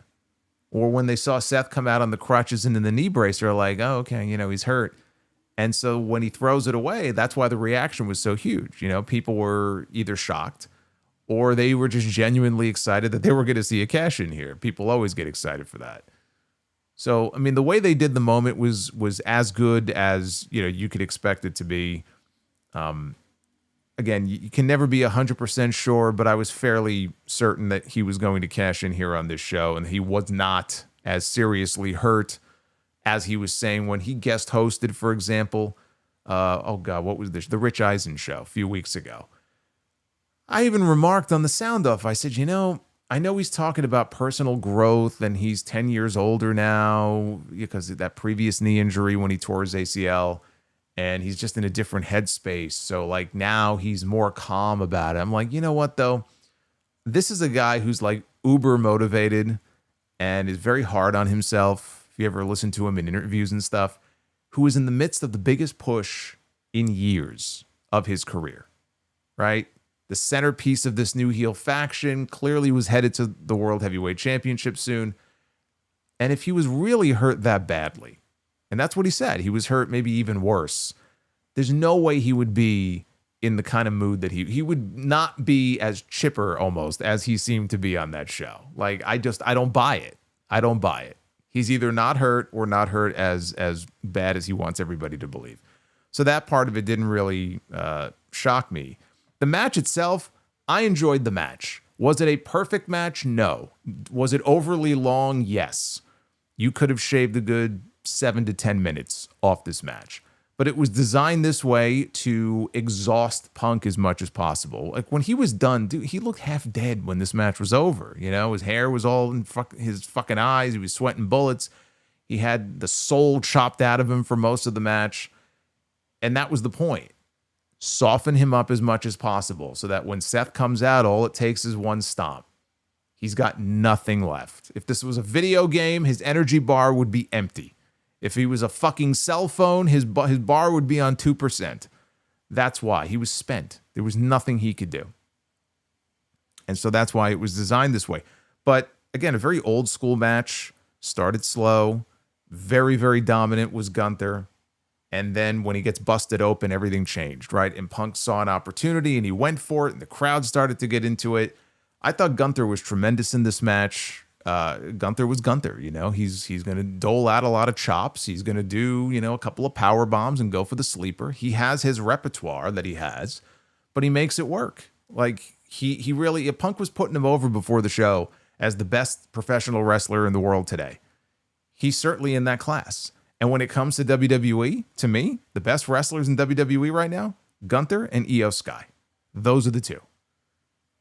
Like, this guy is just great at everything that he does. Now, where he goes next, I don't know, because now I saw Meltzer had a report that he might have some sort of nose or nasal injury of some kind. He didn't specify exactly what, but it's something with the nose, and he might need some time off. So he may be hurt. If he is, then he's going to go away for a while. So I have no idea what's next for Gunther. I genuinely don't know. They may move him to SmackDown. I have no idea. As far as Seth Rollins goes, now that he's the World Heavyweight Champion, who does he defend that championship against? I don't think they're going to want to go right into Rollins and Punk. And that's another question. Like, how do you wrap this up? These men have been connected from the moment that Punk came back to this company, and Rollins was cussing. Remember at Survivor Series, right? That footage of him cussing and flipping out and freaking out. So from day one, like, these men have been at each other's throats, and they've had a bunch of matches already. The fucking Raw on Netflix, first show of the year, they wrestled in the main event. They had a cage match in Madison Square Garden. They were in the main event of WrestleMania. They technically had a match tonight, and now Punk is going to want his revenge. I don't know if they're going to drag this out until WrestleMania next year and have Punk win the championship on that show. I'll be honest with you. I don't need to see CM Punk as the World Heavyweight Champion ever again. I don't. I said this in AEW when he was having all the injury issues. I said he's at a point in his career right now, he does not need to be the world heavyweight champion. Now, is he going to win the title at some point? Probably, but he doesn't need it. And I have no great desire to see him as the champion. So for me personally, the story doesn't have to have that as the payoff, even though it probably will. In the meantime, though, who do you go with? LA Knight. LA Knight beat Seth Rollins at Saturday night's main event. And yes, in storyline, maybe he faked an injury and that's why the match went the way it did, but he still got beat. So the most sensible first challenger for him should be LA Knight. LA Knight should be showing up on Raw this Monday night. That should be the match for Clash in Paris at the end of the month. I know it's not going to go well for LA Knight. A lot of things lately haven't gone very well for LA Knight. LA Knight is liking posts and comments from people on social media saying the WWE should do more with him or let him go. So that doesn't sound like a very happy man to me. But it really should be Rollins and LA Knight is the first program. And then from there, you kind of go on from there. So we'll see if that ends up being the case. But I think the ending of SummerSlam definitely edged it up for me. This was a C+, bordering on a B-. And with the main event and the big angle there at the end, for me, it probably bumped it up to a B. That's about as high as I'm willing to go for night one. It's definitely not the best SummerSlam card in the last even 10 years, let alone all time. But they split it up, so we have one more night left to go. 6 more matches. Again, I mentioned the TLC match for the WWE tag titles. We have Dominic Mysterio and AJ Styles for the Intercontinental title, the Women's Intercontinental title, Becky Lynch and Lyra Valkyria. Steel cage match, Jacob Fatu and Solo Sikoa for the United States Championship. The match that I am most looking forward to is the triple threat for the Women's World title. Io Sky, Rhea Ripley, and Naomi. And then the main event, John Cena and CM Punk street fight for the WWE Championship. John Cena has seemingly returned to the old John Cena. You know, I could recall an angle around this time of year, many, many, many years ago, where the old Stone Cold returned. How'd that turn out? I'm just saying. We'll see what happens tomorrow night. But I'll be here live with you again. If you enjoyed yourself tonight, we get to hang out and do it all over again tomorrow. I'm curious to see what you guys thought of this show. And I did this poll a little bit differently on X tonight. Instead of thumbs up, thumbs down. It's like, we always do that. Grade the show tonight.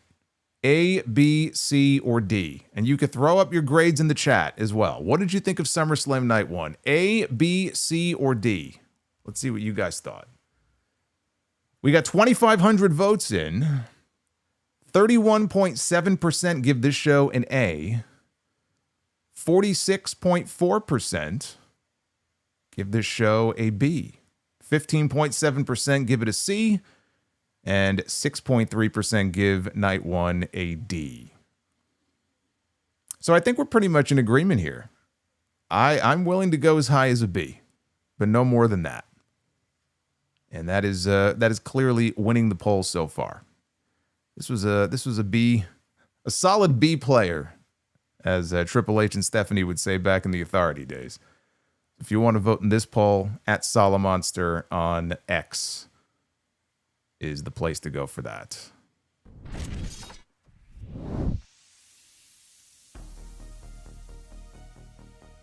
Let's get into your super chats here. I know you guys have comments about tonight's show, questions. Get them on in. Get them on in before it's too late. Where are we on the likes, by the way? 667. All right, so we're doing Be the Booker. We're not doing 2 rounds, though. We're still lagging on that other goal, but we'll be doing 1 round to Be the Booker at least. So maybe having some wooings as well. You know, that's one of the randos, and that comes up a lot. I think it likes the wings. Comes up quite often.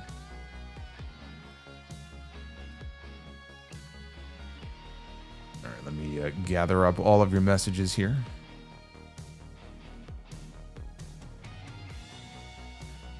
Let's take a look. Let's make sure we don't miss anybody. And we still got a podcast tomorrow as well. Episode 923 of The Sound Off will be dropping sometime probably early to mid-afternoon, just so you guys are aware. Let's start with Shapey. How about that? Shapey99 says, we all love Gunther, but am I the only one that sees similarities in him and Killer Kowalski? They have similar attributes in looks and in the ring. I also think Triple H sees Killer in Gunther. Favorite Edge match? Yeah, I could see that. I could see some similarities there between them.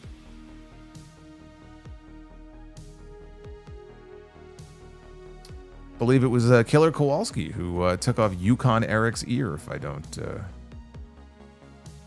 don't recall incorrectly there. Favorite Edge match?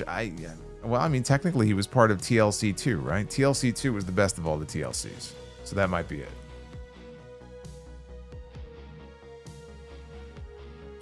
That might be the one. The Real CSO2 says, what's wrong with professional wrestling in 2025?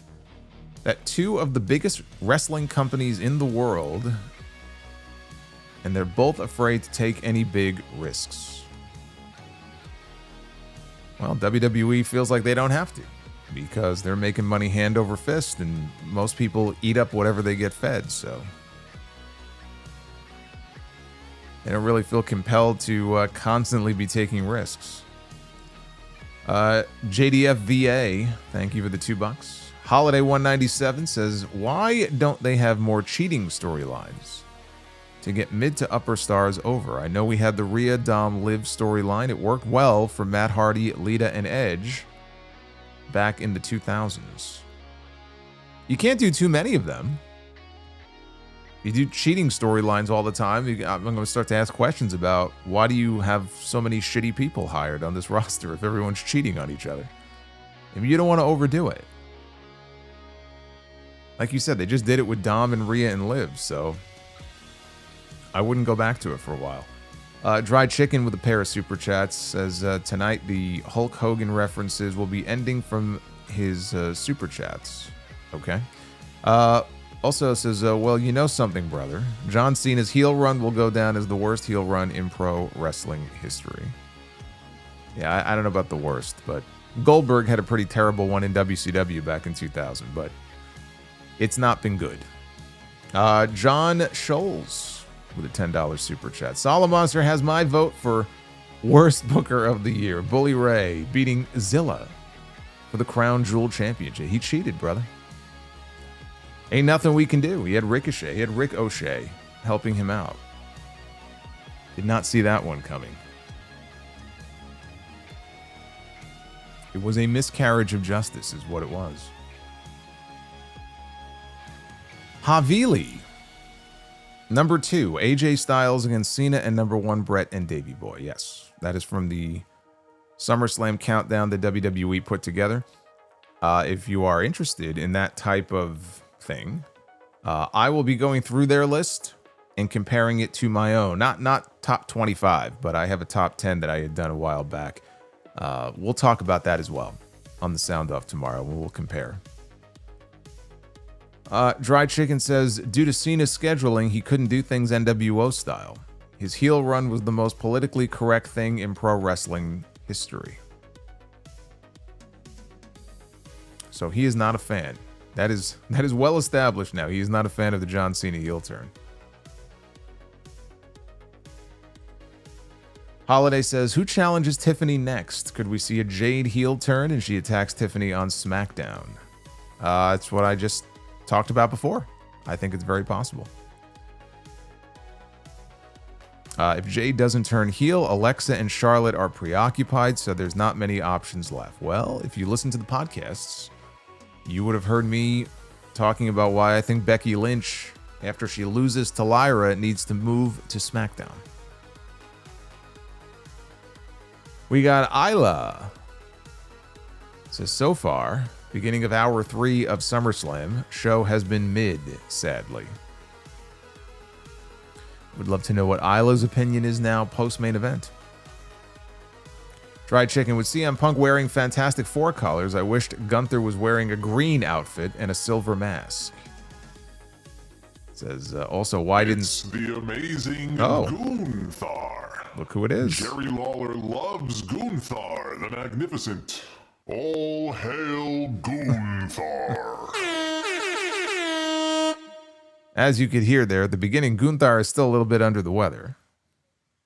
He sounded a little raspy there. King Nader, thank you for the $50 Gunther bomb. Only appropriate with Gunther in the main event tonight that Gunther makes an appearance. Thank you, my friend.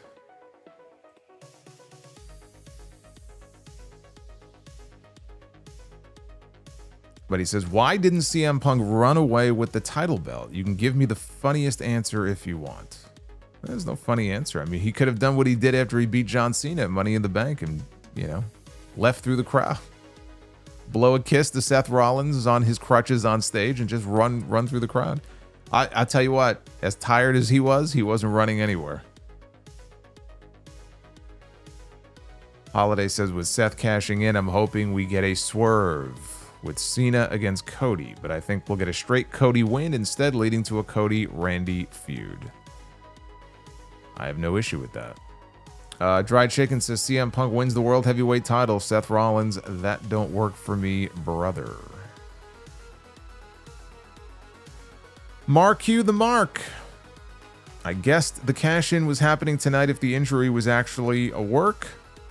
Although that won't stop me from being salty as hell over here in Chicago. All the Chicago people are not going to be happy. Death Scythe. Thank you for the very generous super chat, Death Scythe. Buy, sell, rent on which former face of WWE had the best heel turn. Stone Cold Steve Austin from WrestleMania 17. Roman Reigns from SummerSlam 2020, or John Cena from Elimination Chamber to last night's SmackDown. I mean, I don't know how this is even a question.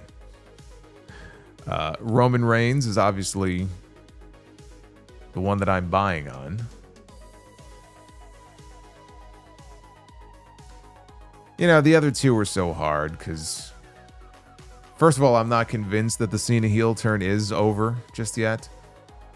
But again, you know, with the Austin heel turn, it really hurt business. Like, it had a demonstrable effect on business and ratings. And with Cena, it's just, I just think, been a shitty heel turn. It's not having any effect on business. So if you want to look at it from that perspective, I would rent on Cena and sell on the Austin one. We got more entertaining segments on TV with heel Austin that summer. But business-wise, it was a fucking terrible decision. John Cena turning heel is not hurting their business. I mean, it all depends really on what you're asking.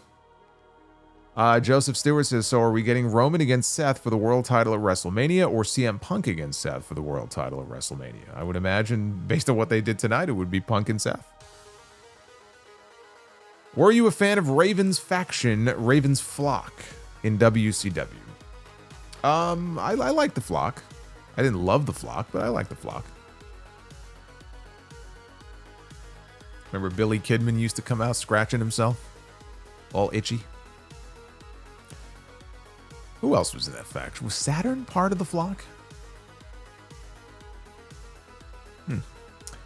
Do you think Roman Reigns will have a babyface run as world champion?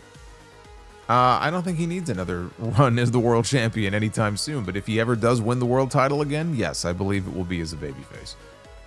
Juster Benz, what's up, Solo? Listener since 2014. It's my birthday. Can I get a whoop whoop? There you go. I just gave it to you. In fact, I'll give you the... That's even better than a whoop whoop. Joseph Stewart, happy birthday, brother. Joseph Stewart says, I saw the new Naked Gun movie. It was really good. Well, that's good to know. I've seen mixed reviews. Look, I mean, I like Liam Neeson as an actor. Liam Neeson in The Naked Gun is no Leslie Nielsen, I'm sure. But I've heard a mix of good and bad.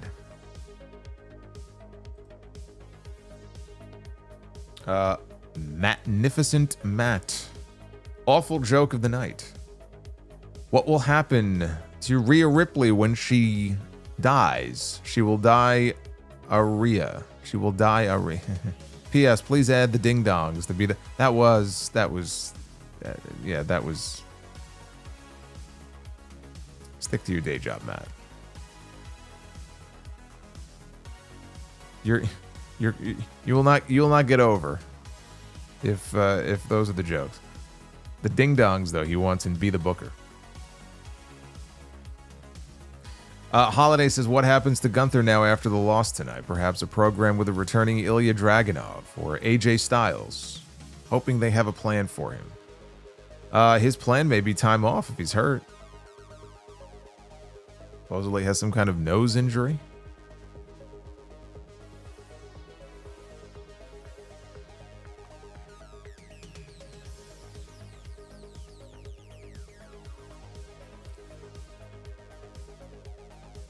Jeremy Rose, for the most part tonight, was cookie cutter booking until the end. I'm glad they didn't have Jelly Hulk Nuo get the win, and props to actually having Punk win the belt and then get cashed in on instead of the triple threat route. Thank you, Jeremy. Botch Club. Vince McMahon backstage at the Seth cash-in. Death Scythe says, I once pitched the idea of these streams of Punk winning the WWE title from Cody in the main event of WrestleMania 42 Night 2, and then have Seth return and cash in on Punk, and that would have been better.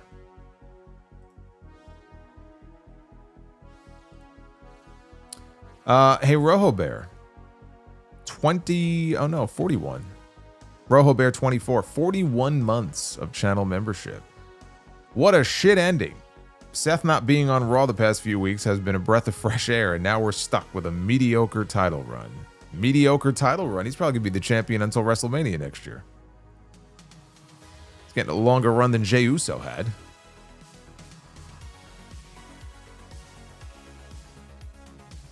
Chris Williams, I think Triple H changed the cash-in just to spite the fans, even though it was worse. I hate that Punk pinned Gunther clean.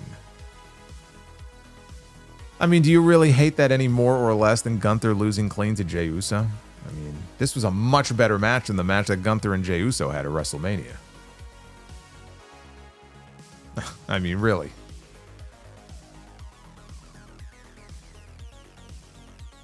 Rizzo. I don't say this often, but credit to Meltzer and Alvarez for calling it right away that Seth's injury was a work. Well, credit to John Pollock. He's the first one that I saw making mention of that. We got Nico with a $4.99. Do you prefer Hogan not to be on Raw in January because of being booed, or do you think it's better he was there even though his final appearance was negative? I mean, I had really no desire to see him on the show. He was there to promote beer. He didn't add anything to the show. I would have rather he just wasn't on the show that night. Death Scythe. Would you review the movie Weapons, which is coming out on August 8th? I also like your movie reviews. Well, thank you. Did they have a commercial for that movie during the show tonight? Because I stepped away when they went to a commercial. I am only first hearing of this movie now. I don't even know what the movie is about. So I'm going to say probably not. I might try to see Fantastic Four this week. But I don't know. I need to look more into what this movie is about. It's about weapons, I assume. Based on the name. Base beer is Karrion Kross for Speed Champion. Well, that's going to be a little difficult because Speed apparently is done. They have quietly abandoned WWE Speed. No more Speed. You're going to have to get off Speed.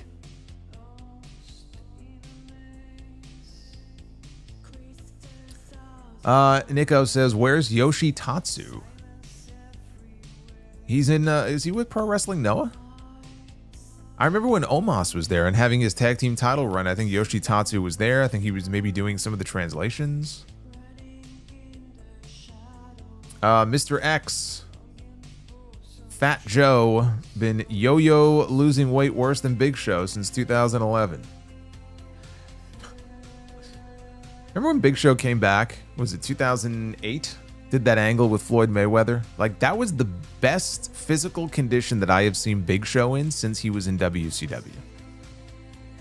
Like, he dropped a lot of weight. Remember he had the sport coat on? He was kind of showing off. Nico, will you ever go to another WWE event again? I don't know. If I feel like it. It's been a while, though, since I've been to one. Death Scythe. You've heard of Rasputin by Boney M. Well, here's the Tribal Chief version. Roman Reigns, wrestling's greatest tribal chief. It was a shame how he lost his shoes. Sounds like a haiku.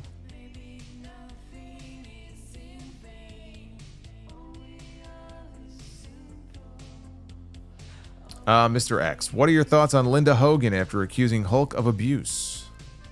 Doing a 180. I try not to listen or pay any attention to what Linda Hogan says because I think she's just a terrible, disgusting human being. And she's another one who, you know, she says something, whether or not you can trust in it and believe in it is a different story. I don't think much of Linda Hogan, so I don't really have an opinion one way or the other. The real CS, in my opinion, this was a 3-match card. The 2 tag matches and the main event. Well, a 3-match card on a 6-match show. So what is that, a 50% score? Base Beerus. Is Sami a main eventer?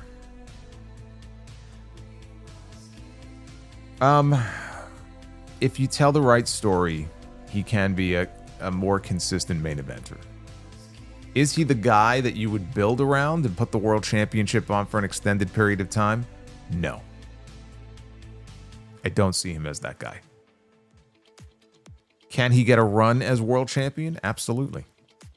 Is there a story to be told there? Absolutely. With the right opponents and the right stories, he has proven that the fans can get behind him as a main eventer, but I've had people ask me if I think he could be that guy, like, if he wins the title at WrestleMania, let's say he wins the Rumble in Saudi and he goes to WrestleMania, maybe he wrestles Seth and he wins the World It's a direction you can fuck. And he wins the World Championship. Sure, I could see that. You could definitely do that. But I don't see him having the title long term. I don't see him being the guy they truly build that brand around. And I like Sami. I don't see that.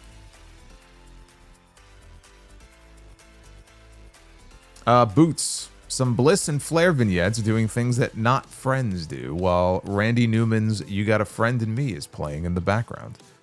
Well, they'd probably cheap out. They wouldn't pay for the music. Tony Khan would. I don't know that Nick Khan would. They'll have a Def Rebel version of You Got a Friend in Me. Friend. Base Beer is LA Knight pinned the current champion a few weeks ago. That's why he should be the #1 contender. That should be the match in Paris. In Paris. Death Scythe. I rewatched SummerSlam 1991, and if I had to make one change, it would be having Hulk Hogan and the Ultimate Warrior against Sergeant Slaughter with The Undertaker and Jake Roberts as his tag team partners. I got an even better change. How about you drop Sergeant Slaughter altogether? They were still dragging out that Gulf War shit in the summer. Like, Vince McMahon was so desperate to squeeze every last drop out of that dumb angle. It's fucking August, and he's still marching down to the ring with fucking Colonel Mustafa, General Adnan. It should have been Hogan and Warrior against Undertaker and Jake. That should have been the match. We got Easy. 9 months of membership. We got Went to SummerSlam in Cleveland last year. It was an awesome sight this year. SummerSlam build was lackluster, so I've been watching Twisted Metal instead. Solo, best in the IWC. Yes, the war. Yes, the war ended in February that year. But he was like, nope, we're going to finish this angle out.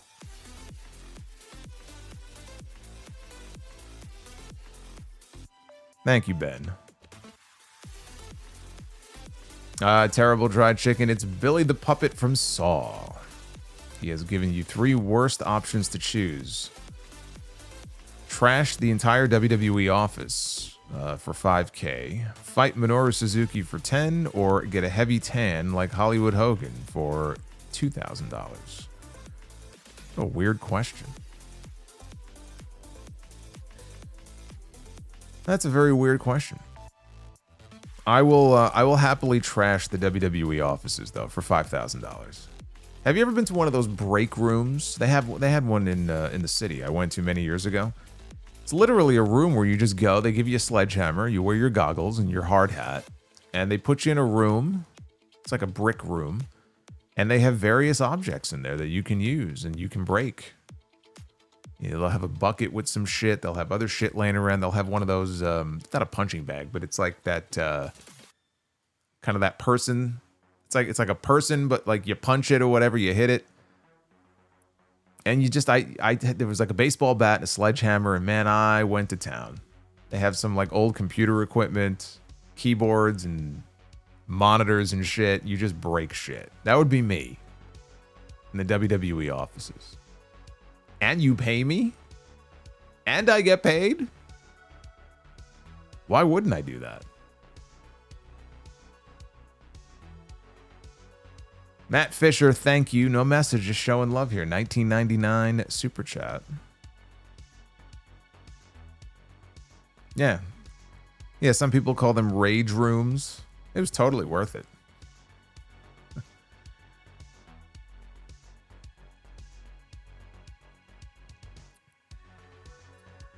Zach, love you, soul. You do great work for us all. Thank you. I've never been called soul, like Soul Ruka.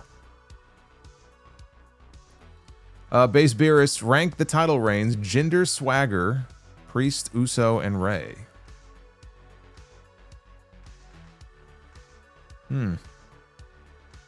All very shitty.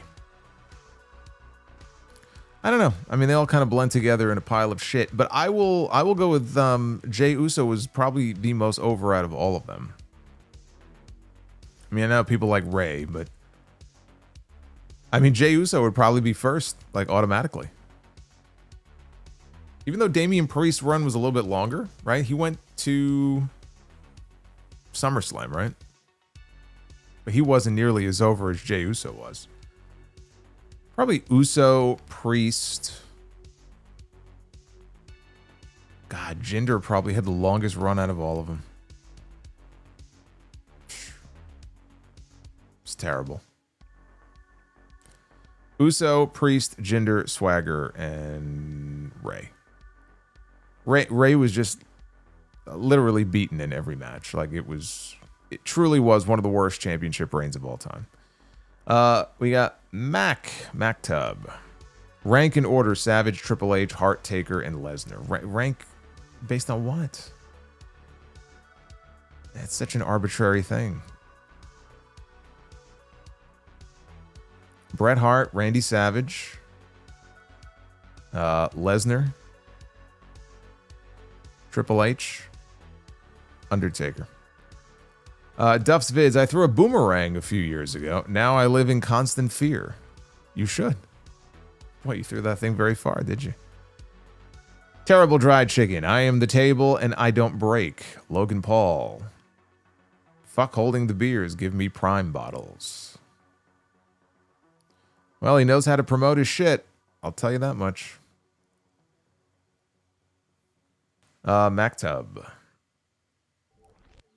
How would Ric Flair compare to Austin, Hogan, Rock, and Cena for you? I struggled to rank him because he never came close to their star power. Well, it all depends on what kind of wrestling you grew up on. If you grew up on watching Ric Flair as the world heavyweight champion, if he's not number one, he's pretty much at the top, right? If you didn't grow up watching Ric Flair and only saw him when he came over to the WWF, you probably are like, oh, what's the big deal here? You know, a lot of it depends on your, I guess, experience with him in terms of watching him on TV. So, did he have the star power of an Austin or a Hogan? No. Or even Rock or Cena, like Cena today. No, he doesn't. He doesn't have the same level of star power. But on the list of like all-time great wrestlers, he's near the top. You know, if he's not at the top of some people's lists, he's certainly in that probably top 5. Whether he's on your Mount Rushmore or not, it depends on the individual. Base Bear says jelly roll model, belly to jelly, and then a spiral tap. I like that. Belly to jelly. Dry chicken without flavor. Imagine Jolly Roll doing this. Jolly Roll? Is that his tag team partner?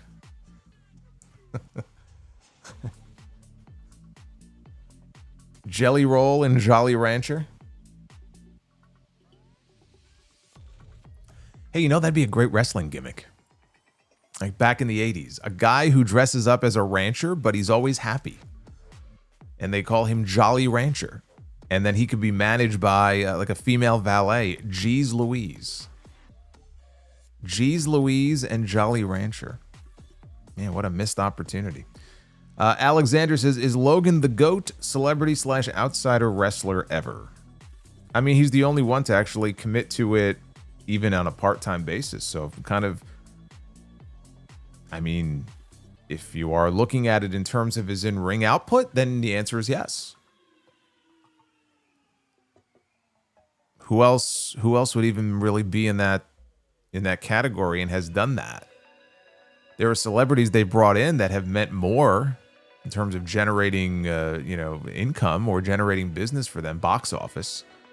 Logan Paul's an influencer and he's all these different things, but in terms of celebrity status, he's not exactly an A-list celebrity. So celebrities have different levels here.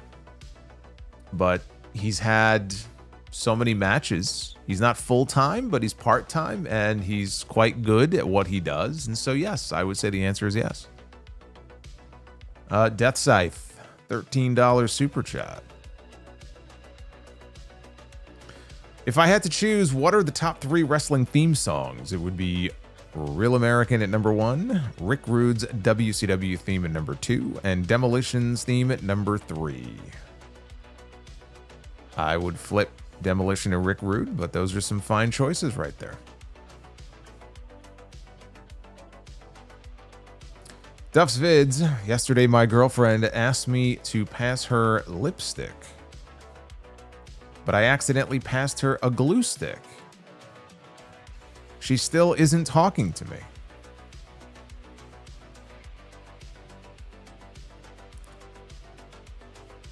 Base Bearish, should Money in the Bank be retired soon? Why would they retire it?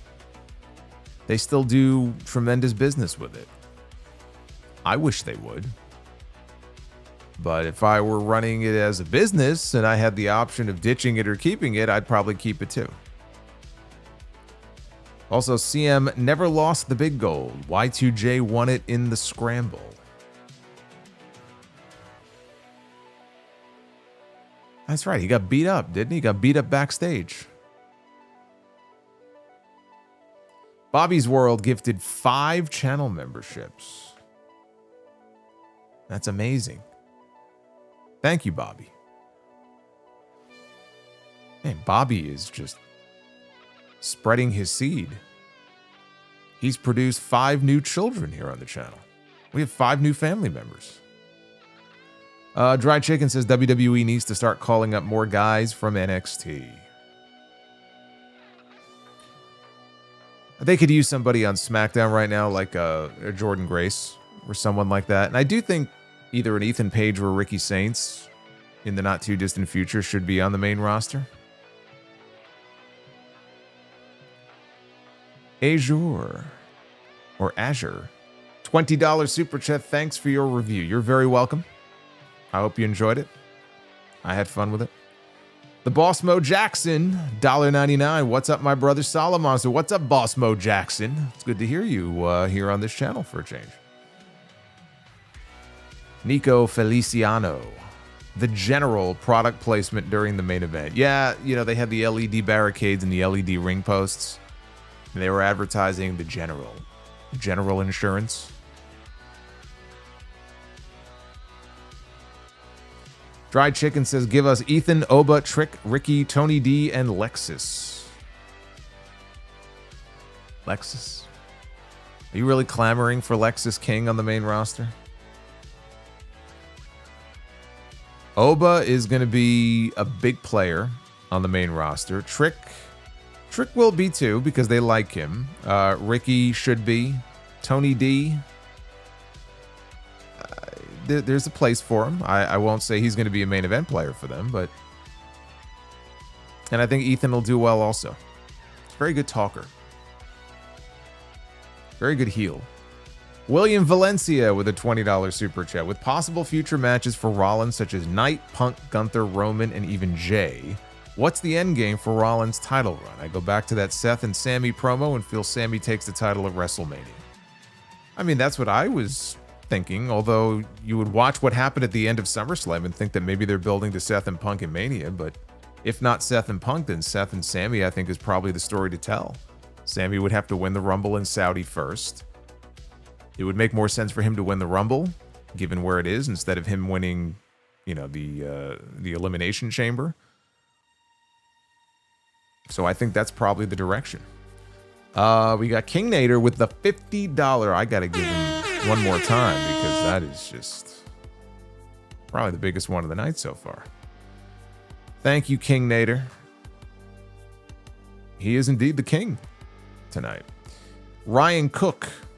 I'm nitpicking, but I hate that they rebuild the announce tables after being destroyed earlier in the night. Well, I will tell you, as someone who does announce and relies very much on my monitor, if you're the announcers, you need those tables to be reconstructed as quickly as possible.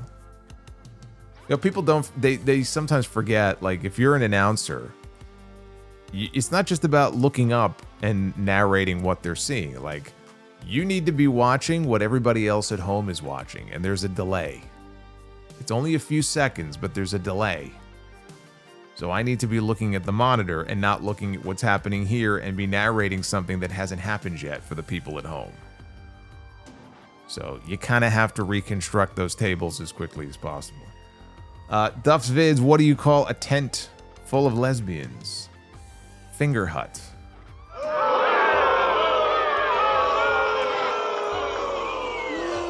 That's good old Duff's Vids.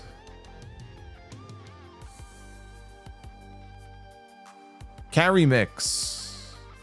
The look on Punk's face when Seth's music hit. Exhausted, crushed. Pure cinema.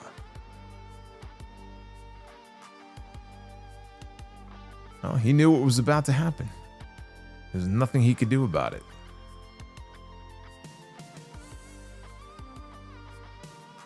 Brandon Vasquez, far out, I know, but is there a good chance we see Roman against Bron at WrestleMania? Would be great for Bron, and if this happens, he should go over. I agree, but you know what? Even him just having a singles match at WrestleMania with Roman Reigns, like a competitive singles match, even if he loses, is still huge for him. Yeah, I see that as a WrestleMania match.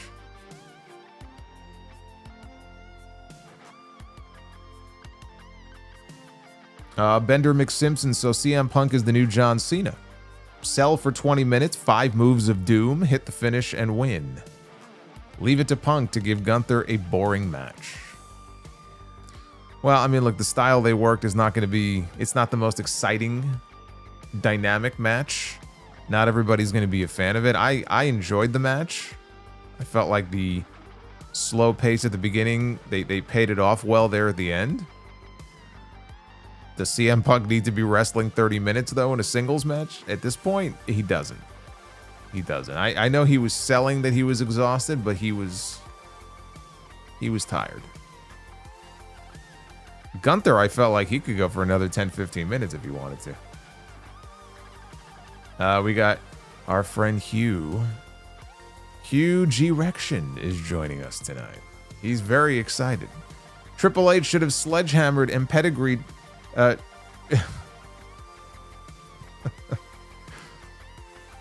Yes. I'm not getting into this. Thank you, Hugh G-Rection. That's why I don't even mention it during the highlights of all this bullshit that they show. Give me back shots, Solomonster. Let's go to him. Bianca Tiff at Paris. Bianca wins. Jade goes heel on Bianca. Bianca, Tiffany in Paris. Bianca wins. Jade goes heel on Bianca. You know what? I could see that, and I could live with that. I could see that happening. We got Tarnished Kakarot, channel member for 9 months. Could you see Rhea and Io having a similar storyline to the Eddie and Ray feud, just without the whole custody thing? Wait a minute. The Eddie and Ray feud, I'm not sure what you mean by that. I mean, the Eddie and Ray feud was kind of centered around that. Otherwise, it's just, you know, two guys who were very close who had a falling out. I'm confused as to why that is considered the Ray and Eddie storyline, but without the custody thing. The custody thing was sort of central to the whole thing.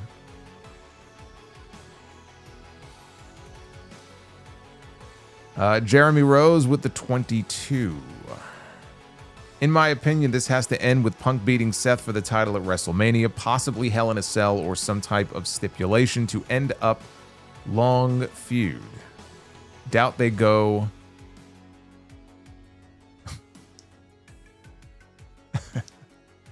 I was greatly confused by what was said here.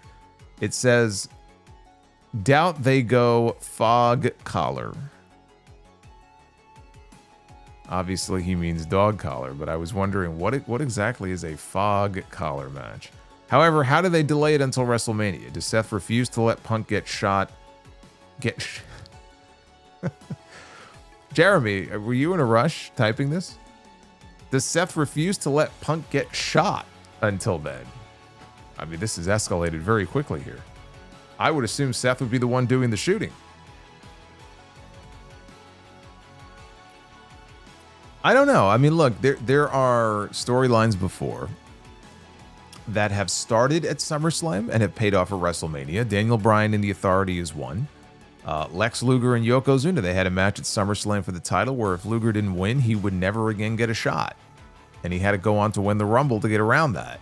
And then ended up in a double main event at WrestleMania. So it's not unheard of that you would, you know, start something at SummerSlam and take it to WrestleMania. But this is hardly the start of the feud between them. It's been going on for a long time. So it would be a little tough, but it's not impossible. It's not impossible for them to do it if they want to. But you got to get away from it for a while. There's got to be something that happens where Punk has to go off and feud with somebody else or a couple of other people and then circle back around to this. It can't just be a constant thing between now and April. Death Scythe says, Weapons is a horror film about one night. All but one child from a teacher's classroom mysteriously runs off into the night. Interesting. I'll have to look into that. J.R. Vischer, whatever happened to Ruby Riott? Ruby Soho. AEW then gone. She had a child. She had a child with the other member of 3.0. Oh my God, what's his name? It was Matt Menard and fuck. I just forgot the other guy's name. Angelo Parker. There we go. She and Angelo Parker are an item, and they had a child, and she is still on maternity leave. So I'm sure at some point she will be back. Duff's Vids celebrating absolute cinema. How do you get a one-handed man out from hanging in a tree? Wave. Wave as he falls to his death. That's terrible.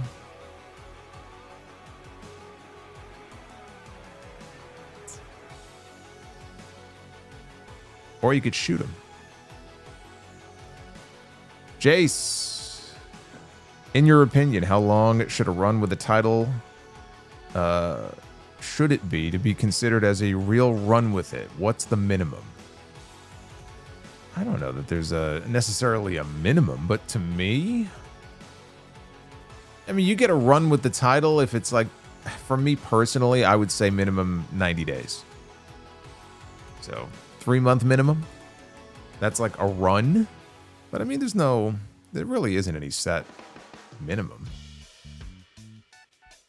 But to me, though, like if you have the championship for a month, how much of a run do you really have? Do you even have any defenses in a month? You know, I put it this way. The number of defenses, number of matches that you have as the champion and defending your title means more than the number of days. I would say for a real run, you have to have a minimum of 3 title defenses. That to me, if you're going to have a minimum, that would constitute the minimum for a run as a champion. Brandon Vasquez says Austin's heel run in 2001 wasn't great, but it's underrated. Assaulting JR, Lita, Cole, and the comedic stuff with Kurt was great. Better than Cena's. Oh no, I that's what I said. I said there were more fun segments with him. Remember when Undertaker went after him and he got glass in his eye and he was strapped to the gurney as Triple H and Vince were rolling him into the ambulance? Like, my eye, I didn't do nothing to that man. I didn't do nothing to that man. It was comedy gold. It's not like we didn't get anything out of it, but it was a terrible idea to turn him heel. Jeremy Rose, did you see The Vault posted a Hogan Flair dark match? Still can't believe that wasn't WrestleMania 8. Main event booking the Hoosier Dome, not the Hosiery Dome. Well, I'm sure many of the men in this chat would love to see an event there. To have Hulk Hogan against Sid was underwhelming. I did see that they posted that on The Vault. I believe that was from the unreleased DVD they put out many years ago. But yes, that was a dark match they had in 1991.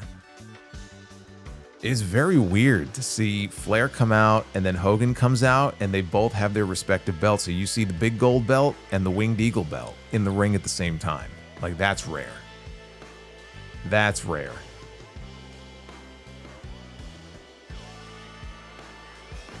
Dr. Scorpio, I saw the clip of Cena suddenly turning face before SummerSlam. Don't buy it. Something fishy about it. Did like the double turn idea, but now not sure. Well, that's why it was good for them to do what they did, because now it's like it creates a little bit of intrigue that didn't exist before. But yeah, I'm not buying it either. Foxstar Killer. I've always been of the opinion that the end game of Austin's heel turn in 01 should have been The Rock coming back, beating Triple H and Austin for the Intercontinental and WWE titles, respectively. The Rock coming back and beating Triple H and Austin for the... When did Rock? Rock came back in July, right? Was Triple H even the Intercontinental? Well, no, no. So he got hurt. All right, well, you're assuming Triple H doesn't get hurt, but he had already lost the Intercontinental title. Like, even if he didn't get hurt, he didn't have that title. But I guess in your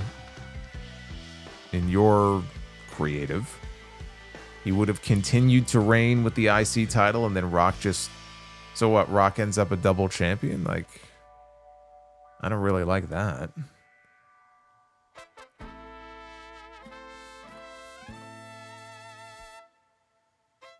Dry Chicken says, imagine Jelly Roll using the Hidden Blade elbow. I think with Jelly Roll, it's very hidden. That's why we didn't see it tonight.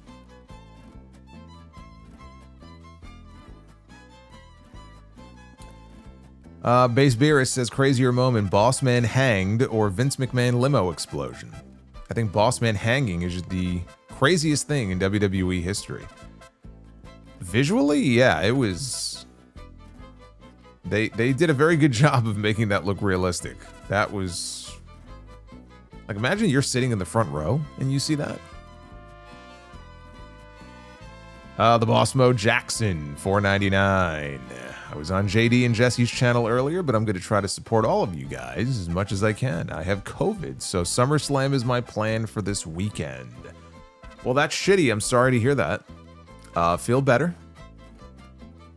I remember last time I had it, it just knocked me for a loop. Didn't feel right for like 2 weeks after that. It's just such a pain in the ass. But feel better, brother. I appreciate all the support. Huge Erection joining us yet again. Buy, sell, rent on who was best at what they did. Mean Gene, The Fink, and Jim Johnston. I mean, 3 completely different fields. And frankly, all the best at what they did. All the best at what they did. Wrestling theme music is so important to the presentation.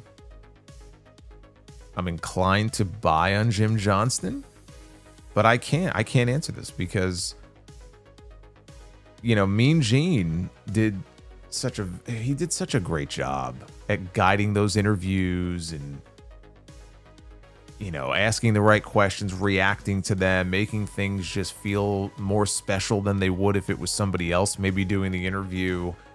Howard Finkel, his voice, that iconic voice, just made every main event, every one of those matches feel like such a big deal.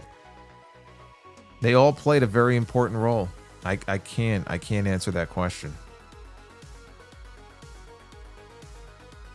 Look at that. We shot up to 9 out of 10 in the super chat. We got one more left to unlock a double Be the Booker. How about that? Yeah, I mean, that's Corey, that's a good way to put it. They all complemented each other. You had Mean Gene doing the interviews, you had Fink doing the ring announcing, you had Jim Johnston, the soundtrack of our youth. Glorious. No, it was glorious indeed. Zach, thank you. And that did indeed unlock a double Be the Booker. And if we hit 20, we might have to do a triple Be the Booker. Triple B to B. Can you imagine? D. Kenway. Haven't watched the product since around 2013. Not sure about the current factions besides the Bloodline. I love the Nexus. If you could bring them back, what faction would you pin them against and who would win and why? The Nexus? Group of young guys coming up, trying to make a name for themselves. Not unlike, I guess, what they're trying to do now, sort of, with Dark State, which is a faction down in NXT. If we're talking any faction, like, ever, to match them up against? I don't know. I mean, the Nexus...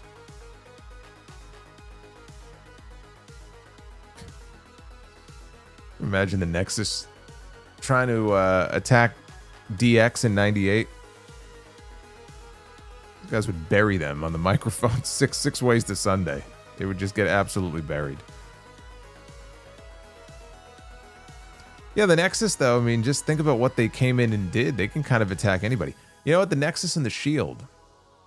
3 young guys coming out of developmental trying to make a name for themselves. Kind of similar missions. Now, the Nexus had more members than the Shield did, but maybe Nexus and Shield? Duff's Vids, why do women rub their eyes in the morning? They don't have the ball to scratch.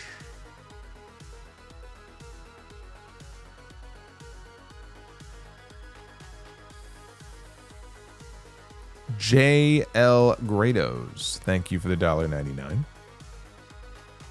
Aaron, I noticed multi-man matches didn't start until the Attitude Era. What is a dream triple threat for you that we could have had during the late 80s and early 90s? I mean, some of the more obvious ones, you know, Hogan, Savage, Warrior. Yeah, that would be one. Maybe, trying to think. Trying to think from like the mid. Well, I mean, look, when they started doing them, they were like dark matches with Bret Hart, Shawn Michaels, and Sid. And then they had Bret Hart, Shawn Michaels, and The Undertaker. That was a dark match once at Madison Square Garden. First MSG Raw, I think that was a dark match after they went off the air.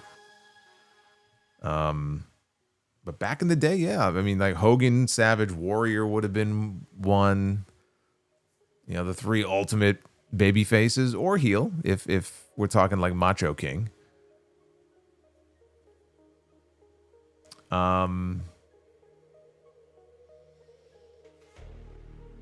mean, there's so many different combinations. You got Razor Ramon and Shawn Michaels and Mr. Perfect. There's so many you could have done. My God. So many singles matches they didn't do, let alone triple threats and fatal four-ways. Death Side, here's my picks for WrestleMania 42. Seth and Sami, Punk and Cody, Roman and Jacob. It's a good card. We never did get a match out of the Punk and Cody stuff. Duff's, yeah, Big G. That's an obvious one. Brett, Luger, and Yoko. WrestleMania 10 instead of doing two different matches. Duff's Vids, how do you get a one-handed man out from hanging in a tree you wave? That's the one I read before. I read that one when it came in because I thought that was a great one. I couldn't even wait. I had to read it in real time. Base Beerus, the more winded wrestler, Jey Uso or the Ultimate Warrior? The Ultimate Warrior was gassed by the time he got to the ring. But then again, I guess so was Jey Uso sometimes. But nobody was more gassed than the Ultimate Warrior because he was a maniac. He spent all of his energy just running to the ring.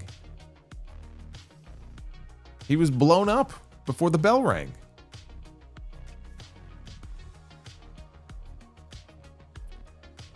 Dups Vids. Little known fact.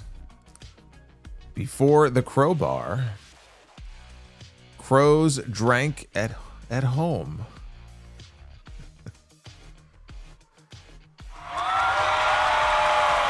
All right. I like that one. I'll give that one the applause. Before the crowbar, crows drank at home. Very good. William with the 20. Solomonster, in light of Punk's advancing age and decreasing endurance, can you explain how cardio for wrestling differs from, say, basketball or soccer? I remember Bigelow saying Taylor was blown up during their match. Yeah, but Lawrence Taylor, was he still playing football at that point in 95? I don't remember. If he wasn't retired, he was certainly nearing that age. I mean, it's just different because your movements are different. You're taking bumps on your back, you're falling backwards, and there's these sudden movements and bursts of energy. It's just very different. It's a very different style of movement. And to be doing that constantly for 5, 10, 15, 20 minutes, let alone the guys who wrestle fucking 30-minute matches, and you're getting bounced around and thrown around, and you're probably getting the wind knocked out of you. People land on you. You take a bump on the floor. That's why I mentioned before, the jelly roll bump on the announce desk and the way that Logan landed right across his fucking ribs. How could he not have the wind knocked out of him? But it's that constant movement back and forth, hitting the ropes and taking a bump, and then, or you're climbing and you're diving and you're jumping, and you get winded a lot easier.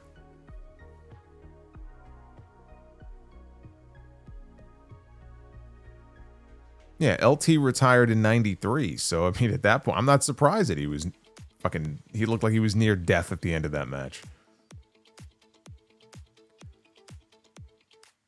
Zach says, okay, super chat goal reached. In your opinion, who is the greatest jobber?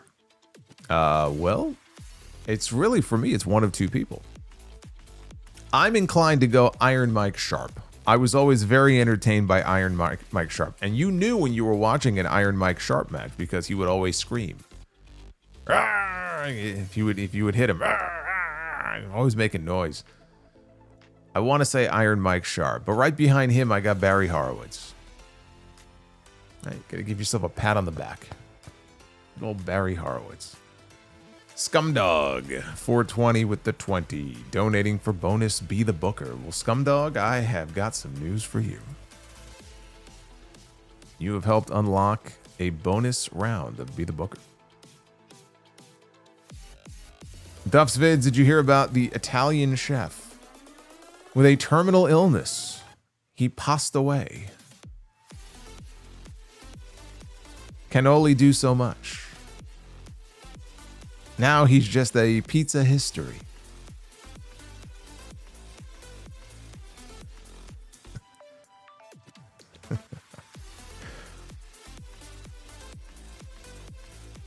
Can only do so much. Sounds like something Tony D would say.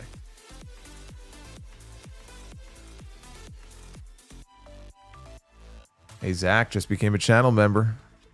Shout out to Zach. Zach Reyna. Larry Jester, did you like Hulk Hogan's Rockin' Wrestling? Favorite episode? I don't have a favorite episode, but I used to watch it. I'm pretty sure I've seen every single episode. It's just been years. I haven't seen it since I was a kid. They very briefly had it back. It was either the network or Peacock. But then there was some controversy with Hogan, and so they pulled the episode. They never put them back up. But you could probably find them on like Daily Motion or something. But yeah, I was a fan of it at the time. That was the Hulk Hogan Rockin' Wrestling cartoon from the late 80s. Dried Chicken Without Flavor says, one last Hulk Hogan for tonight. Seth Rollins better say his prayers, eat his vitamins. CM Punk's bad ideas are coming for Rollins faction NWO style.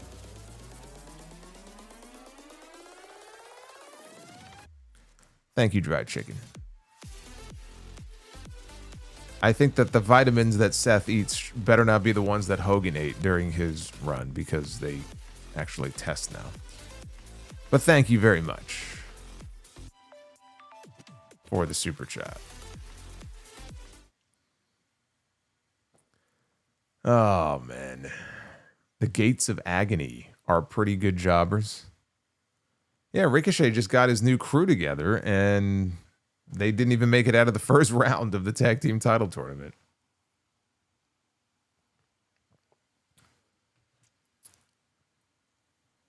Somebody said, didn't Tony D pass away recently on NXT? Yeah, there was something going on. Didn't they do like a recreation of the Sopranos ending on NXT last week? Tony D was eating, and then all of a sudden he turns, and there's a shadowy figure, and they go black.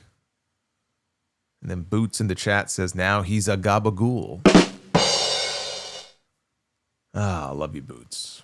Aaron with the $4.99. WWE is keeping Tiffany strong so they can have her put over the next big star, Blake Monroe. I mean, JC Jane. JC Jane. Blake Monroe will make a great champion on the main roster one day. But imagine Blake Monroe against Tiffany Stratton. It's just, there's just so many similarities there. If I had the choice, though, the title would be on Monroe right now. Tony D is sleeping with the fishes, probably changing his gimmick. Well, you know what? For his sake, I hope that is what it is. I hope it is a gimmick change. I've always said if he ever gets called up to the main roster, he's stuck, because that gimmick has a ceiling to it, and he will not get past a certain point. I think the best thing that could happen to him would be to refresh that character in some way, or change to something else, evolve to something else, maybe in preparation for a main roster call-up. I mean, how many years is he going to be down there for? You do get to a point where it's like shit or get off the pot. You know, you either got to come up or you got to move on. And I feel like he's been down there. I mean, he's been there since the beginning of the 2.0 days. So what is that, 2021? It's been a while. It's time to evolve. You guys hit the secondary goal and the main goal, which is awesome. Which means that not only are we doing one round of Be the Booker, but here for SummerSlam Night 1, we are getting 2 rounds of Be the Booker. Now imagine if we do this again tomorrow. You get 4 rounds this weekend. We'll take it one day at a time. Right now, let's be the booker. Ladies and gentlemen, it is now time to be the booker. We'll go one night at a time. We don't talk about the 2.0 days. We don't talk about the Nickelodeon days of NXT. All right, tag team be the booker is how we're going to kick things off here. If you are new here, and I know we got some newbies, well, you're in for a treat. You ever wonder what certain matches would have been like? Well, wonder no more. Let's pick a tag team. This is not the way that I wanted to start Tag Team Be the Booker, but here we are with Techno Team 2000. Techno Team 2000. Yes, I had to say it twice. Techno Team 2000 against the Iron Sheik and Nikolai Volkov. And I hate to do it. I hate to do it to Sheiky Baby, but that is a terrible match. What an awful match.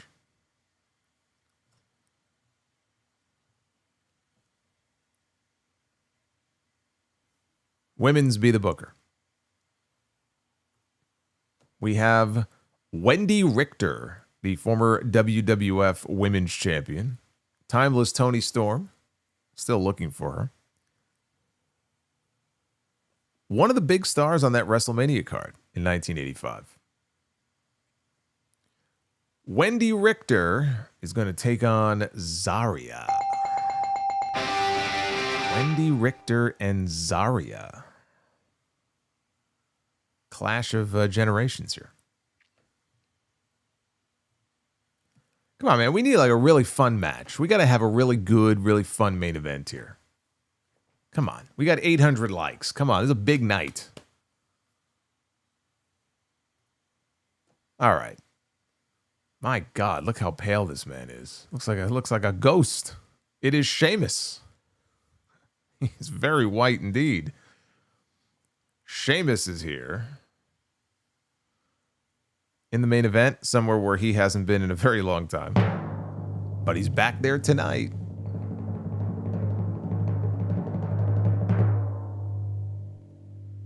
Sheamus against Sammy Guevara.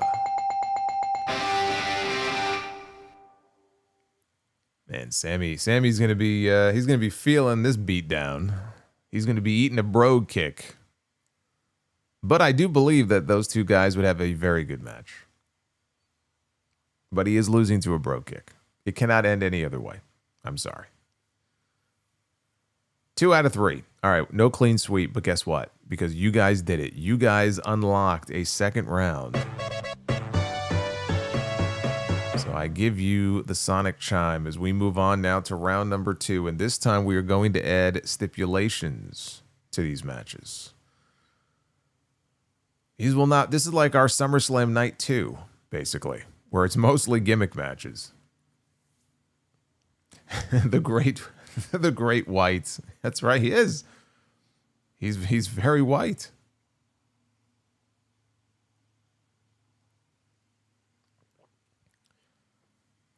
He's practically translucent. All right, so we're going to start out with an Inferno match. Now, normally we would start out with a tag team match, but I don't think that people should be standing on the apron for this match. I think that would be kind of dangerous. So why don't we make this the women's match? How about that? Fair enough. Have we ever booked a women's Inferno match before? I don't think we have. I hope they have their hair like braided or like tied back. You got that long flowing hair. I mean, that could be very dangerous in a match like this. We have Natalya. Natalya is in an Inferno match.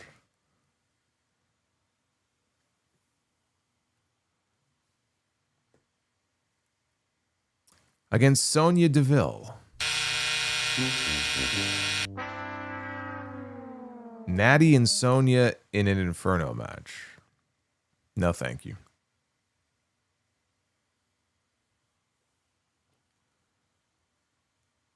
Well, that didn't work out. There will be no clean sweeps tonight.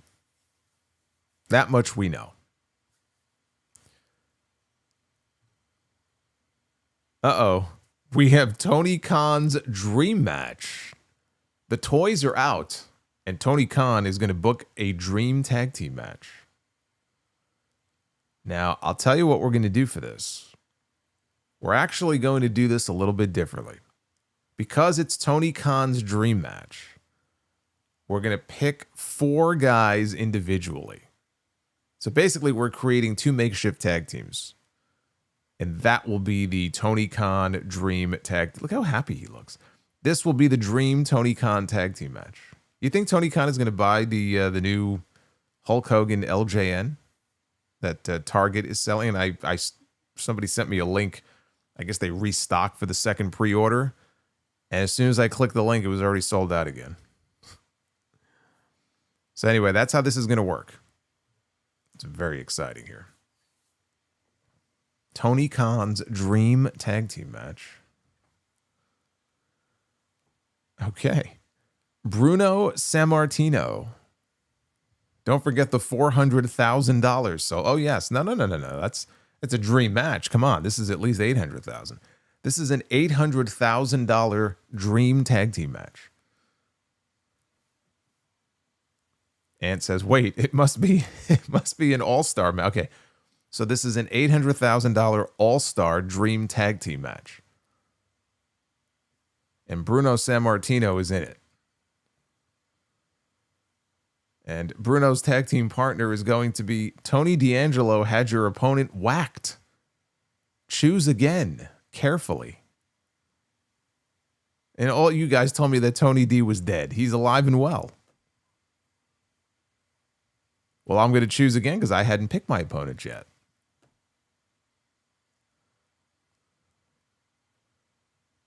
Oh, boy. Oh, my God. This is Bruno Sammartino's tag team partner. He would take one look. He would take one look at this guy and be like, what has happened to this business? Bruno Sammartino and bum-ass Baron Corbin. Bum-ass, broke-ass Baron Corbin. Bruno is very upset because Bruno wants that $800,000. All right, well, see who their opponents are going to be. Bruno Sammartino. This may as well be a handicap match. And just, of all the partners for Bruno Sammartino,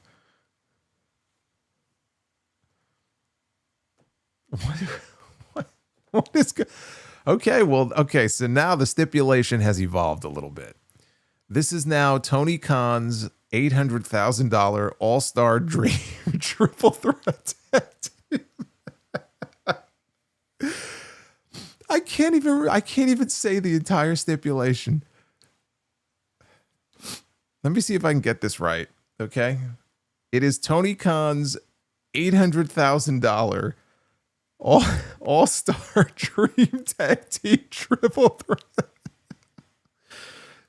This is truly like a match that I would expect to see on Collision. This is unbelievable. Okay. All right. Well, we know one of the teams is Bruno Sammartino and bum-ass Corbin. We have two more teams that we have to pick. I don't know what's going on here. Here's the second team. Oh, we have Andre the Giant. Okay, Bruno knows Andre very well. We have Andre the Giant. Oh my goodness. Andre the Giant. And Ilya Dragunov. Wow, what a team. All right, so we have Bruno Sammartino and bum-ass Corbin. We have Andre the Giant and Ilya Dragunov. And we have one more team now. Are you keeping track of all this?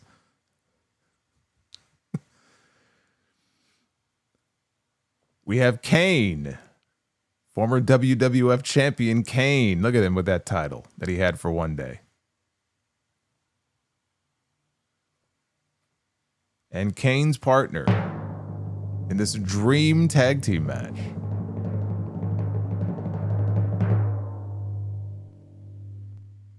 is Hulk Hogan. Hulk Hogan and Kane against Andre the Giant and Ilya Dragunov against Bruno Sammartino and bum-ass Corbin in a Tony Khan's Dream All-Star $800,000 triple threat tag team match. I mean, how could I give this anything but a bell? It was quite the journey to get here. Was the payoff worth it? I think so. I think so. And I also think we know who's going over in this match, too. I was going to ask you the question, who do you think wins? But there's no point in asking that question now. We all know who's going to win. We all know who's getting that $800,000 check, brother. $800,000 in one night? I think we know who's getting that. Guess who takes the pin? My God, we still have a main event to book. We still have a main event to book. I hope Tony Khan's dream match lived up to your expectations. Because our main event now is going to be a fight pit. We're going to the fight pit.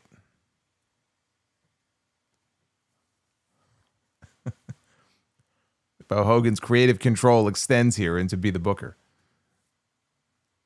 In the fight pit, we have the Nature Boy. Because when I think fight pit, I think of Ric Flair. But we have Ric Flair in the main event. And in the fight pit, the Nature Boy will be taking on Roman Reigns, the Tribal Chief. Fine match. I just don't think that the fight pit really suits them. I don't think that's going to end very well for Ric Flair to be in a fight pit with a Samoan. I'll just say that. Well, that was a most entertaining edition of Be the Booker, for sure. I'm glad we did the 2 rounds tonight. Tony Khan's $800,000 All-Star Dream Triple Threat Tag Team Mayhem. That definitely sounds like a collision match. But would Hulk Hogan ever be caught dead on Collision?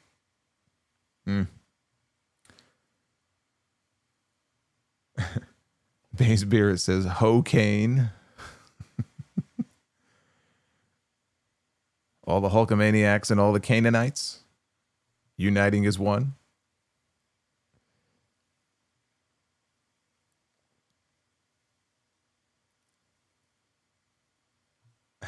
We have Holiday 197. Tiffany could have lost the title and then feuded with Julia, who needs a big star as her next opponent for Julia's U.S. title run. I mean, for Tiffany to just lose the championship and say, like, okay, I'm going to go after the U.S. title now. Like, I don't know that it's going to be that easy. I mean, she's not just going to drop out of the world title picture right away like that. I agree, though. Like, Julia should be mixing it up with somebody that has a bigger name to try to do a better job of establishing that title, the way they've done with Becky and the IC title on Raw. I agree on that. Joseph Stewart, how would you have booked Raven being a top star in WCW?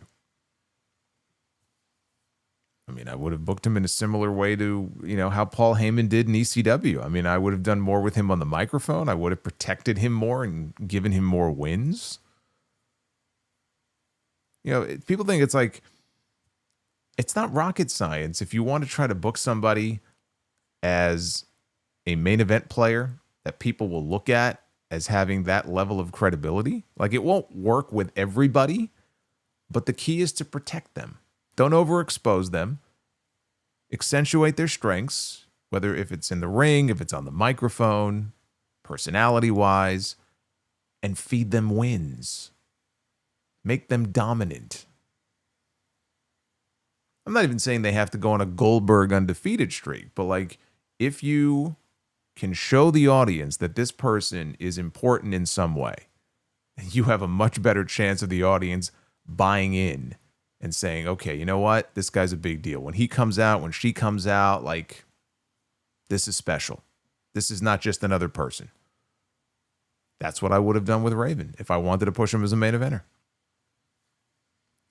Joseph says, how would you have booked Raven? Oh, we already did that one.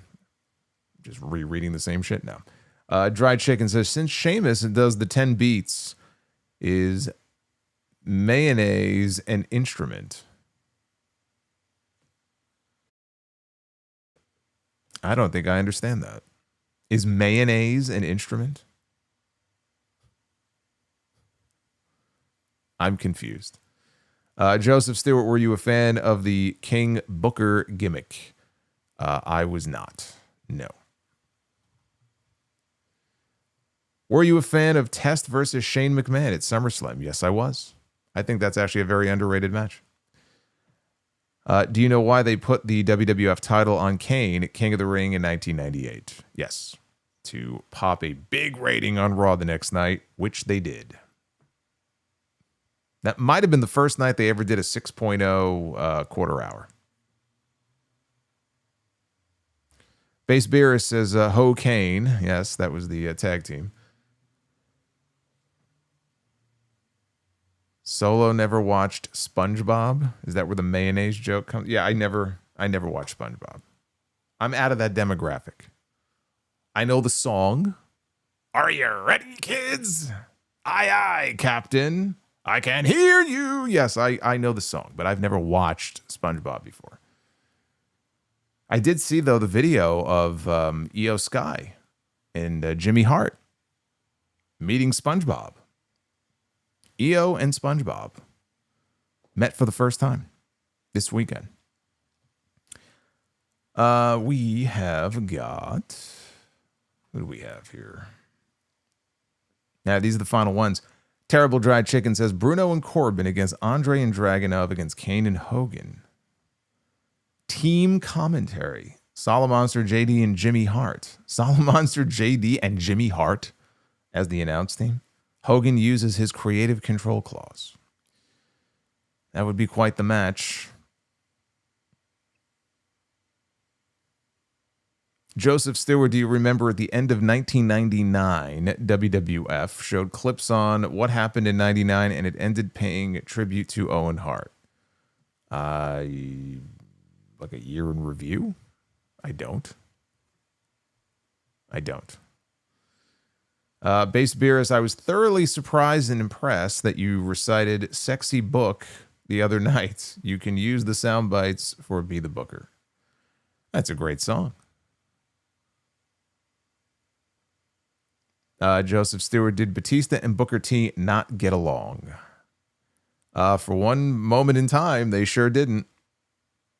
And fists were flying. I would not want to get in a fist fight with Booker T. And Cameron Spencer, I'm a huge Ministry of Darkness fan. The Black versus Priest feud could end with them teaming up and forming the Ministry 2025. Are you down for that? I'm not, because it would just feel like another Judgment Day.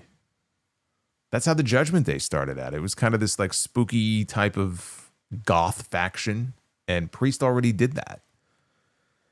So this would feel like an admission of failure, that they tried to push him as a single on his own and it didn't work out, and so we're just going to put him back in a similar type of faction. So you end up with the House of Black 2.0. It's basically what it is, right? You're going to form your own version of the House of Black, only in WWE. I don't really think that's necessary. I'm not saying it can't work. I wouldn't do it. Anyway, this has been very entertaining, especially Be the Booker. But yes, thank you for hanging out with me here for your SummerSlam night number 1 review. A solid B. Can we up that score a little bit on night 2? I'm hoping so, but we got John Cena and Cody Rhodes in the main event. And the last time we had John Cena and Cody Rhodes in the main event, it did not end well. It is hard for me to envision them having a worse match. I am cautiously optimistic. We'll see how it goes. Joseph Stewart says, if Batista never left WWE in 2010, what do you think his career would look like today? Well, he'd be retired by now, but he would have been able to mix it up with some more people that, you know, came in after him that he just didn't have a chance to work with. So if he left in 2010, came back in 2014, and then left again. Yeah, I mean, he missed all those guys that came up from NXT, like the Ballers and Owens and Zayn. And yeah, I mean, I don't think his legacy would have changed. He would have won a few more championships, but otherwise, I don't think his career legacy would be all that different than it is now. I would have liked to have gotten more Hollywood Batista. We only got him for like 3 or 4 months. We missed out on a longer extended run for Hollywood Batista. But otherwise, it wouldn't have made any difference. Do me a favor, hit that like button on your way out. I know we are close, right? We're close to 1,000 likes. We're like 840. So we'll get there. Not live, but we'll get there. So do that. And I will be back here with you same time. As soon as SummerSlam Night 2 is over tomorrow night, come right back here on the channel. We'll do it all over again. Watch for Sound Off episode 923. We'll talk some SummerSlam. We'll talk WWE Unreal. There's some AEW news as well. So Cody made some comments. And Bryan Danielson made some comments. So we'll talk about all that. Make sure you're subscribed wherever you get your podcast from. And keep an eye out for it. It'll drop sometime in the afternoon. So until then, be well, stay safe, have yourselves a great night, and I will see you back for night 2 of SummerSlam coverage right here on the Sound Off. Until then, take care, guys.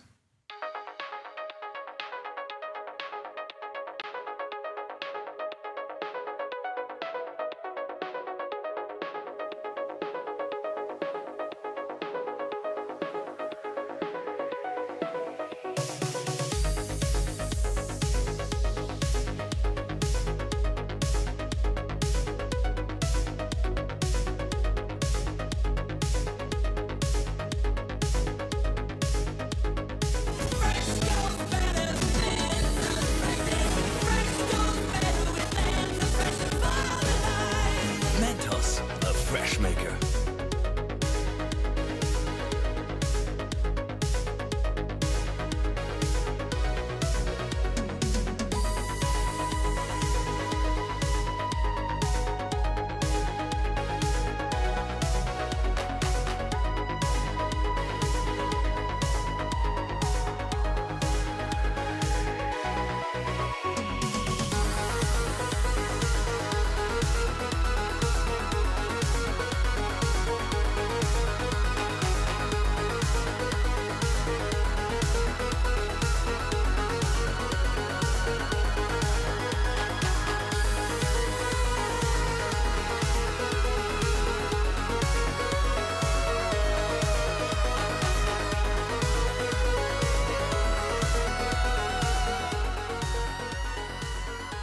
Shout out to Leopoldo. Coming in late with a $30 super chat. Tuned in late to see Huge Erection is with us. He's excited. LOL'd. Had to step out, came back to solo laughing and be the booker, and it made me laugh even more. Your LOLs are infectious. Thank you to you and Hugh. Good night, everyone. Good night, Leopoldo. Thank you for the love. Love you, brother.